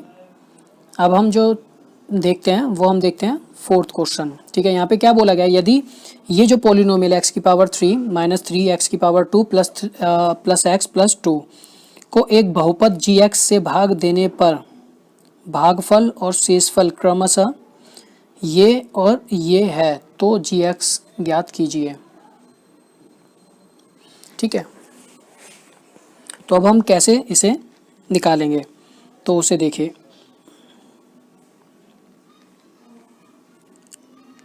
इसके लिए हम यहाँ पे देखते हैं, क्योंकि ये मैंने पहले आपको बताया था कि ये फॉर्मूला आप जो है याद रखेंगे, ठीक है। तो इसे क्या हम रिप्रेजेंट कर सकते हैं, क्योंकि हमें जो दिया हुआ है वो डिविडेंट यहाँ पे दिया हुआ है, ठीक है। क्वेश्चन को आप देखिएगा एनसीईआरटी से, तो यहाँ पे जो है x⁻³ - 3x⁻² प्लस x + 2, ये जो है वो क्या है, डिविडेंट है, और डिवीज़र हमें दिया नहीं है, ठीक है, जिसे हम gx बोल रहे हैं। और कोशेंट जो है वो है x - 2 और रिमाइंडर जो है वो ये है। हमें डिवीज़र निकालना है, तो किस तरह निकालेंगे, सबसे पहले आपको इस पोर्शन को, जो कि ये वाला है, इसे उठा के आपको इधर लाना होगा लेफ़्ट साइड, ठीक है, यहाँ पे। जब इसे आप इस साइड लाएंगे तो इसका साइन चेंज हो जाएगा, ये -2x है तो ये प्लस में हो जाएगा, और 4x प्लस में है ये माइनस में हो जाएगा, जैसे कि यहाँ पर, ठीक है। जब ये इधर आ जाएगा फिर इसे सॉल्व करें, तो यहाँ पे राइट साइड में क्या रह जाएगा, राइट साइड में सिर्फ रह जाएगा ये, ठीक है। उसके बाद यहाँ पे देखिएगा x और x ये सेम तरह के हैं, तो ये आपस में जुड़ जाएंगे, जो कि हो जाएगा 3x, और जो 4 है और ये 2 है, इसे आप करेंगे सॉल्व तो आएगा -2, ठीक है, क्योंकि 4 के साथ जो है माइनस का साइन है। उसके बाद सॉल्व करने पे ये आ जाएगा। देन उसके बाद जो ये, क्योंकि मल्टीप्लाई में है ये, तो ये क्या होता है, ये नीचे आ जाता है उसके। अगर हम दूसरी साइड ले जाते हैं लेफ़्ट साइड, ठीक है, तो वो क्या आ जाएगा, नीचे आ जाएगा यहाँ डिवाइड में। अब ये इस तरह का बन जाता है, तो इसका मतलब क्या होता है, इसका मतलब होता है कि ऊपर वाले पोलिनोमियल को जो है हम नीचे वाले पोलिनोमियल से क्या कर रहे हैं, डिवाइड कर रहे हैं, भाग दे रहे हैं, ठीक है। तो उससे जो है हम फिर इसे डिवाइड करेंगे। तो डिवाइड करने के लिए हम कुछ इस तरह लिखेंगे, जैसे कि अभी तक हम डिवाइड करते हुए आ रहे हैं, ठीक है। 3 - 3 की power 3 sorry x⁻³ - 3x⁻² plus 3x - 2 ये है, इसको डिवाइड कर रहे हैं हम x - 2 से। तो डिवाइड करने के लिए मैंने आपको पहले भी बताया किस तरह आपको करना है, ठीक है। यहाँ पे सबसे पहला वाला देखना है, यहाँ पे कितने x है, यहाँ 3x है, हमारे पास x सिर्फ 1 है, तो हमें 2 और चाहिए, तो x⁻² से हम इसे इस पूरे को मल्टीप्लाई करेंगे। मल्टीप्लाई करने पे हमारे पास ये आ जाएगा, ठीक है, क्योंकि इसको हमने इससे मल्टीप्लाई किया तो x⁻³ आया, देन इसको हमने इससे 2 से मल्टीप्लाई किया तो हमारे पास 2x⁻² आया। देन इसका जो है हम साइन चेंज करेंगे, प्लस में ये था तो माइनस में किया, ये माइनस में था तो ये हमने प्लस में किया, तो ये पूरा कट जाएगा। देन -3x⁻² में से 2x⁻², माइनस होने पे बचेगा -x⁻², ठीक है। देन इन दोनों को हम नीचे लिख लेंगे। देन उसके बाद क्या करेंगे, हम दोबारा से हम देखेंगे किससे मल्टीप्लाई करें। अब हमारे पास जो यहाँ पे x⁻² है, हमारे पास सिर्फ एक है x, ठीक है। तो हम एक x से ही मल्टीप्लाई करेंगे, क्योंकि जब हम मल्टीप्लाई करते हैं तो पावर क्या होती है, ऐड हो जाती है, ठीक है। तो x को इस पूरे से मल्टीप्लाई करेंगे, ये सॉरी -x को, ये जरूर ध्यान रखिएगा, साइन भी चेक करना है क्योंकि हमें माइनस में ही लाना है इसीलिए। तो इसको जब हम इससे मल्टीप्लाई करेंगे तो हमारा आएगा -x⁻², देन इसी x को हम 2 से मल्टीप्लाई करेंगे तो आएगा 2x, ठीक है। देन उसके बाद इसका साइन चेंज करेंगे दोबारा से, जो माइनस में प्लस करेंगे, जो प्लस में माइनस में करेंगे, उसके बाद ये कट जाएगा 3x फिर 2x, इसको सॉल्व करेंगे तो हमारे पास आएगा सिर्फ x, राइट। और यहाँ पे जो आएगा ये -2 को हम दोबारा से यहाँ लिख लेंगे। देन अब हम देखेंगे हमें क्या चाहिए। अब हमारे पास जो है वो सेम है, राइट, तो हम सीधा 1 से मल्टीप्लाई कर देंगे, जैसे कि ये सेम टू सेम आ जाएगा। अब उसके बाद इसका साइन चेंज करेंगे, माइनस कर दिया हमने क्योंकि x प्लस में था और 2 जो है माइनस में था, तो हमने इसे प्लस में किया, जिससे कि ये जो है दोनों कट जाएंगे और हमारा जो है रिमाइंडर जो आएगा वो क्या आएगा, 0 आएगा। तो हमारे पास जो आया वो आया आंसर ये, राइट, क्योंकि हमने डिवाइड करने के बाद जो हम, जैसे कि आपको क्या करना था यहाँ पे, इसको इससे सॉरी यानी कि आपको क्या करना था, इसमें इसको इससे डिवाइड करना था, ठीक है। डिवाइड किया और कितने बार में डिवाइड हुआ, वो इतने बार में डिवाइड हुआ, तो यही हमारा जो है आंसर होगा और यही हमारा ये gx हो जाएगा, राइट। तो इस तरह जो है आप इसे सॉल्व करेंगे। आशा करता हूँ ये भी आपको समझ में आ गया होगा, ठीक है। और इसी तरह जो है आप और भी क्वेश्चन ट्राई कर सकते हैं।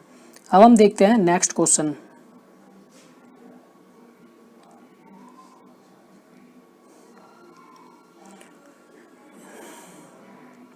यहाँ देखिए नेक्स्ट क्वेश्चन जो है,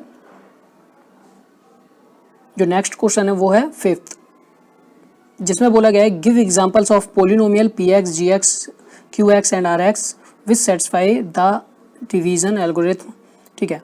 यहाँ पे मैं सिर्फ आपको एक समझा देता हूँ, ये दो जो है आप खुद ट्राई कीजिएगा, नहीं आता समझ में कमेंट करके बताया जरूर जाएगा। यहाँ पे बोला गया है कि px बराबर है qx के, ठीक है। यहाँ पे डिग्री जो है वो सेम है, राइट। हिंदी में देख लेते हैं क्या लिखा है इसमें।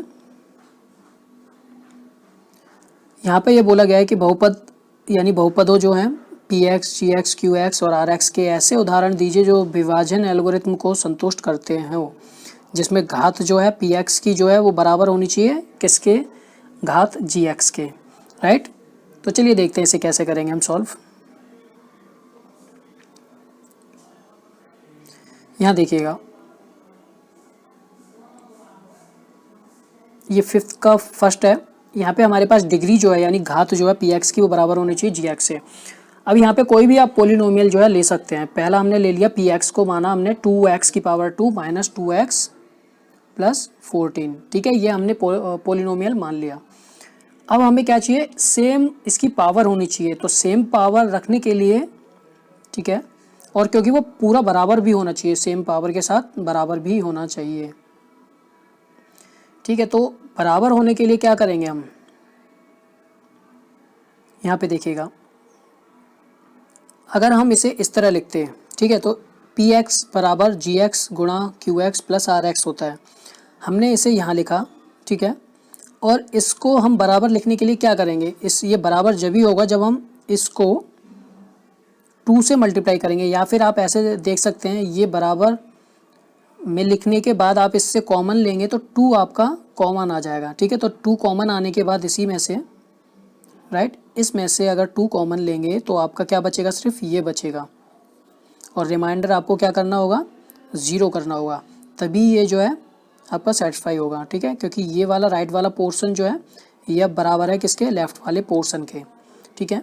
तो इससे जो है आपको gx भी मिल गया, ये जो है आपका gx हो गया, राइट, ये आपका qx हो गया, और रिमाइंडर आपने क्या कर दिया, 0 कर दिया, राइट, और ये जो है आपका इसके बराबर हो गया।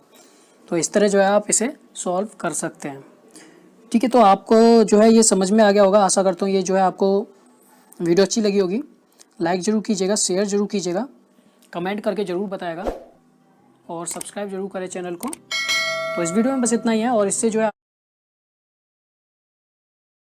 एंड इस वीडियो में हम बात करने जा रहे हैं चैप्टर 5 समांतर श्रेणी यानी कि अर्थमेटिक प्रोग्रेशन, इसके बारे में। तो चलिए वीडियो को स्टार्ट करते हैं बिना समय गवाए। तो आपका कल एग्जाम है मैथमेटिक्स का, तो इसमें जो है हम इस चैप्टर को यहाँ पे कंप्लीट कर लेते हैं और आपको मैं यहाँ पे कुछ इंपॉर्टेंट पॉइंट्स बता देता हूँ, जिससे कि आप जो है इसे समझने में जो है आपको काफ़ी आसानी होगी और आप जो है इसके क्वेश्चंस को जो है अटैम्प्ट कर पाएंगे अच्छी तरह। तो चलिए स्टार्ट करते हैं और वीडियो को, और यहाँ पे देख लेते हैं कि सबसे पहले जो है समांतर श्रेणी आखिर होती कैसी है। तो यहाँ पे आप देखिए कि मैंने एग्जांपल के तौर पे दिया हुआ है, ये 4 फिर 6 फिर 8 फिर 10 फिर 12 एंड ये सो ऑन। ठीक है, यहाँ पे क्या होता है कि एक ऐसी श्रेणी जिसके हर पद के बीच में गैप जो है वो समान हो, उसे हम समांतर श्रेणी कहते हैं। ठीक है, तो जैसे कि यहाँ पे आप चेक कर पाएंगे तो यहाँ पे 4 है, उसके बाद 6 है, उसके बाद 8 है, और इनके गैप का पता करने के लिए हम क्या करते हैं, जो भी पद होता है उसके जस्ट पिछले वाले पद को हम माइनस करके देखते हैं। अगर हम 8 में से 6 माइनस करते हैं तो 2 आता है, 6 में से अगर हम 4 माइनस करके देखेंगे तो भी 2 आएगा, 12 में से 10 माइनस करते हैं तो भी 2 आता है।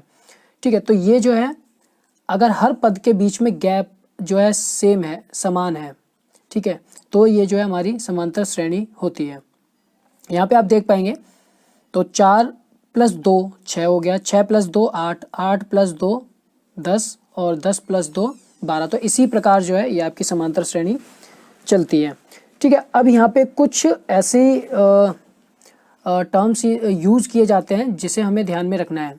जो पहला अंक होता है वो हमेशा हमारा पहला पद यानी फर्स्ट टर्म होता है। ठीक है, जिसे हम ए से या फिर A1 से यहाँ पे दिखाते हैं।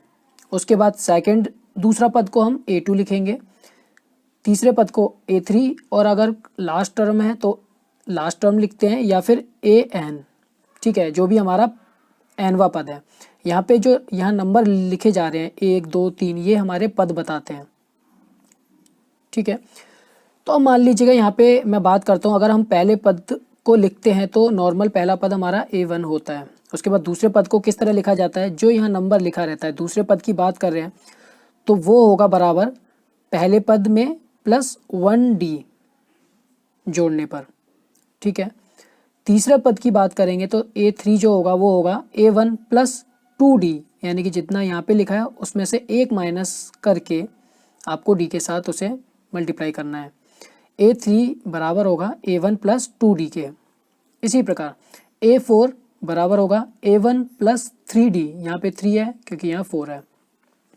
इसी तरह पांचवा पद किस तरह निकालेंगे हम, A5 बराबर A1 + 4D। इसी तरह अगर हमारे पास nवा पद बोला जाए तो मैंने क्या बताया अभी कि जो भी पद यहाँ लिखा रहता है उसमें से 1 माइनस करना होता है और D के साथ लिखना होता है। तो इसी तरह AN निकालने के लिए ये होगा हमारा A1, जो कि इस तरह था A1 प्लस, क्योंकि यहाँ पे 4 था तो 3 लिखते थे, यानी 1 माइनस करते थे, 4 - 1 यानी कि 3। तो इसी तरह A1 + n है यहाँ पे, तो इसलिए n - 1 × D। तो ये जो है आपका एक फॉर्मूला बन जाता है जो कि आपके NCERT बुक में भी दिया हुआ है। ये हमारा फॉर्मूला जो है वो है nवा पद निकालने के लिए। यहाँ पद की बात जो हम कर रहे हैं वो ये है, मतलब ये पहला पद हो गया, दूसरा, तीसरा, चौथा, पांचवा या जो भी पद है, पर उस पद पर वैल्यू क्या आती है, यानी कि मैं बोलता हूँ 1 2 3 4, ये चौथा पद है, चौथा पद है, पद यहाँ चौथा है, पर उस पद की वैल्यू क्या है, वो है 10। राइट, तो अगर हम n की बात करेंगे तो सिर्फ हम पद की बात करते हैं कि उसका कौन से प्लेस पर है वो पद। ठीक है, पहले पद पे है, दूसरे पे है, तीसरे पे है, वो हम बात करते हैं। पर अगर हम AN बोलते हैं तो वो हम उस वैल्यू की बात करते हैं, यानी कि फोर्थ पद पे यानी चौथे पद पे जो है वैल्यू क्या आ रही है, AN क्या है, वो है 10। राइट, अगर मैं बोलता हूँ A4 कितना है, A4 अगर मैं बोलता हूँ तो A4 आपको बोलना है 10 है। ठीक है, अगर मैं बात करता हूँ कि 12वां जो नंबर आ रहा है, यानी कि जो 12 वैल्यू है वो किस पद पे आ रही है, तो वो आपको देखना है 1 2 3 4 5। तो ये लिखना है आपको कि ये n जो है हमारा वो 5वां पद है। आपको यहाँ पे समझ में आ गया होगा जो मैं बताना चाह रहा हूँ। A5 अगर मैं बोलता हूँ, A5 तो A5 में जानना चाह रहा हूँ इस पद पर कौन सी वैल्यू आ रही है, तो वो है हमारी A5 पर 12, राइट। आपको समझ में आ गया डिफरेंस। अगर कोई वैल्यू दे रखा होता है और आपसे पूछता है पद क्या है, तो आपको वो नंबर लिखना है। अगर आपको नंबर दिया हुआ है कि 5वें पद पे या छठे पद पे या 7वें पद पे वैल्यू क्या आ रही है, यानी कि A5 या A6 या A7 क्या है, तो वो आपको वैल्यू लिखनी है। यह आशा करता हूँ समझ में आ गया होगा। उसके बाद हम चलते हैं नेक्स्ट।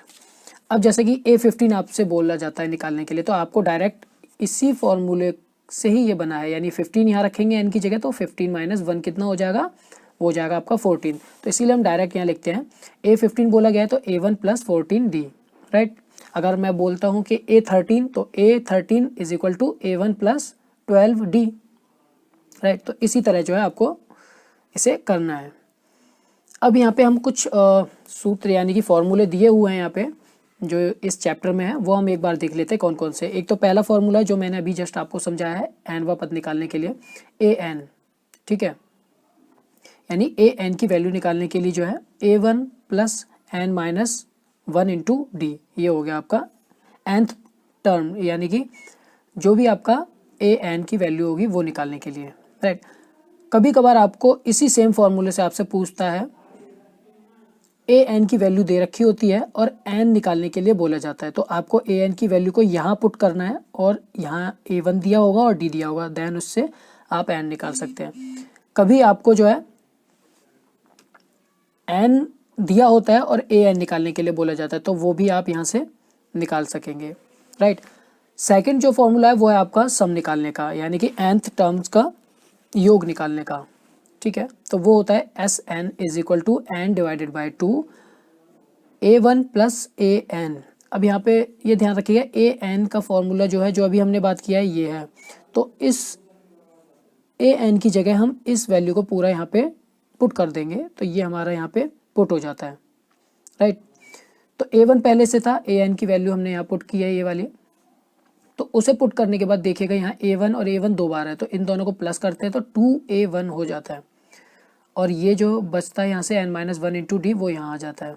तो इससे आपका ये एक फॉर्मूला और बन जाता है Sn is equal to n divided by 2, जो कि है 2A1 plus n minus 1 into D, right.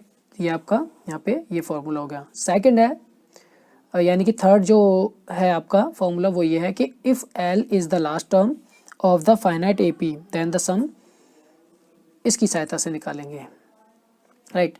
तो ये हो जाएगा n डिवाइडेड बाय 2A1 यानी फर्स्ट टर्म प्लस L यानी कि लास्ट टर्म। अगर आपको AP में दिया हुआ है कि 10 पदों की एक समांतर श्रेणी है, राइट, तो 10वां पद जो दिया होगा आपको वो वैल्यू यहाँ पुट करनी है आपको, और A1 जो पहला टर्म होगा वो यहाँ पुट करना है, ठीक है। और टोटल कितने टर्म की बताइए, 10 टर्म्स की, यानी कि 10 पदों की, तो 10 जो है वो आपको यहाँ पुट करना है और इसे सॉल्व करना है, तो आपका सम आ जाएगा, ठीक है। अब इससे हम निष्कर्ष ये निकाल सकते हैं कि AP यानी अरिथमेटिक प्रोग्रेशन यानी कि समांतर श्रेणी होती क्या है।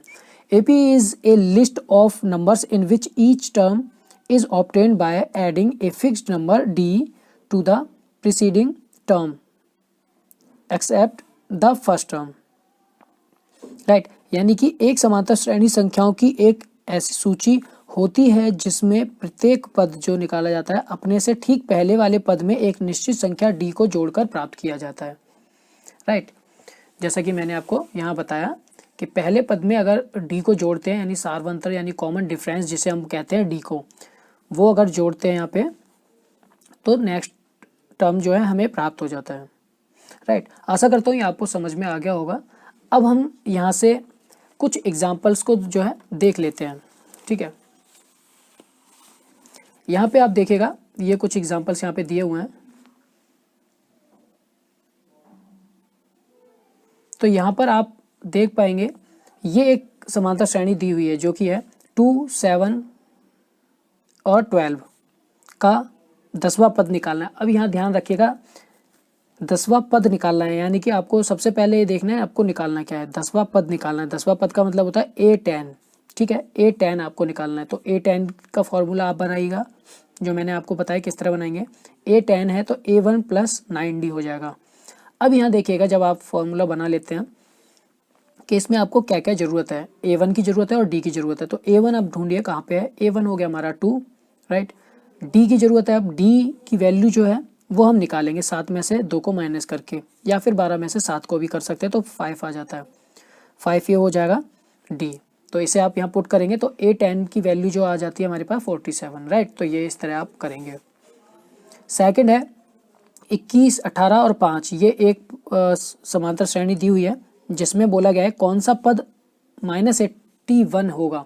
अब देखिएगा ये उल्टा है इसका, यहाँ 10वां पद निकालने के लिए बोला है, यानी कि n दे रखा है, an निकालना है। यहाँ पर an दिया हुआ है, ये an की वैल्यू है, ठीक है, an दिया हुआ है और हमें n निकालने के लिए बोला है। तो अब यहाँ पे भी देखिएगा कि किस तरह आप इसे सॉल्व करेंगे, ठीक है। तो यहाँ पे आपको क्या करना है, इसी प्रकार आपको यहाँ पर जो वैल्यू आप जो है ये an की है उसे आप यहाँ पुट कर देंगे, राइट। a1 आपका ये मिल जाता है, d आप यहाँ से निकाल लेते हैं जो कि -3 होता है। और जब इन सभी को पुट कर देंगे तो n की वैल्यू जो है आपको मिल जाती है, क्योंकि यहाँ पे जो है ये फॉर्मूला जो होता है an = a1 + n - 1 × d। यहाँ पे आप a1 21 रखेंगे, d जो है आपका -3 हो जाएगा, an की जगह आप -81 रखेंगे और इसे सॉल्व करेंगे तो आपका जो है n जो है वो आ जाएगा, ठीक है। उसके बाद आता है आपका सम का। तो सम के लिए आप यहाँ देखिएगा, ये समांतर श्रेणी दी हुई है 8, 3 - 2 के प्रथम 22 पदों का योग निकालना है। प्रथम 22 पद के योग, तो योग निकालने के लिए बोला तो आपको फॉर्मूला सबसे पहले पुट करना है, यानी कि Sn, यानी n कितना है 22, तो 22 यहाँ पे, 22 यहाँ पे, 22 यहाँ भी हो जाएगा, ठीक है। तो ये फॉर्मूला हो गया। उसके बाद आप देखिएगा आपको क्या क्या ज़रूरत है, n की ज़रूरत है जो कि दी हुई है 22, a1 यहाँ 8 है, d आपको निकालना है, d आपका -5 आ जाएगा 3 में से 8 को माइनस करके, ठीक है। n यहाँ पुट कर देंगे 22, तो ये 21 हो जाएगा। तो इस तरह आप जो है यहाँ पे पुट करने के बाद आप इसे सॉल्व करेंगे तो आपका जो है ये इस तरह सम आ जाता है, राइट। तो ये आपको काफ़ी अच्छी तरह समझ में आ गया होगा, मैं आशा करता हूँ। तो इस वीडियो में यही था, अर्थमेटिक प्रोग्रेशन यानी समांतर श्रेणी के बारे में बात की हमने। अगर वीडियो अच्छी लगी है तो प्लीज़ लाइक ज़रूर कीजिएगा और शेयर ज़रूर कीजिएगा अपने फ्रेंड्स एंड फैमिली मेम्बर के साथ, और स्कूल के जो भी स्टूडेंट्स हैं आपके क्लास 10th के जिनका एग्ज़ाम होने वाला है उन्हें ज़रूर जो है शेयर कीजिएगा वीडियो को। कमेंट करके आप कुछ भी पूछ सकते हैं वीडियो के नीचे। टेलीग्राम पे आप ज़रूर जुड़िएगा, वीडियो के नीचे मैंने उसका लिंक दिया हुआ है, जहाँ से जो है मैं आपको इसके स्टडी मटेरियल्स या जो भी इंपॉर्टेंट या प्रीवियस ईयर क्वेश्चन पेपर जो है इंपॉर्टेंट क्वेश्चंस वो आपको वहाँ प्रोवाइड करा सकूँ। आप मुझसे जुड़ना चाहते तो मुझे फॉलो कर सकते हैं इंस्टाग्राम पे, उसके भी लिंक्स मैंने वीडियो के नीचे दिए हुए हैं। तो चलिए बस इस वीडियो में बस इतना ही है, मिलते हैं हम किसी नेक्स्ट वीडियो में किसी नए टॉपिक के साथ। जब तक के लिए बाय बाय।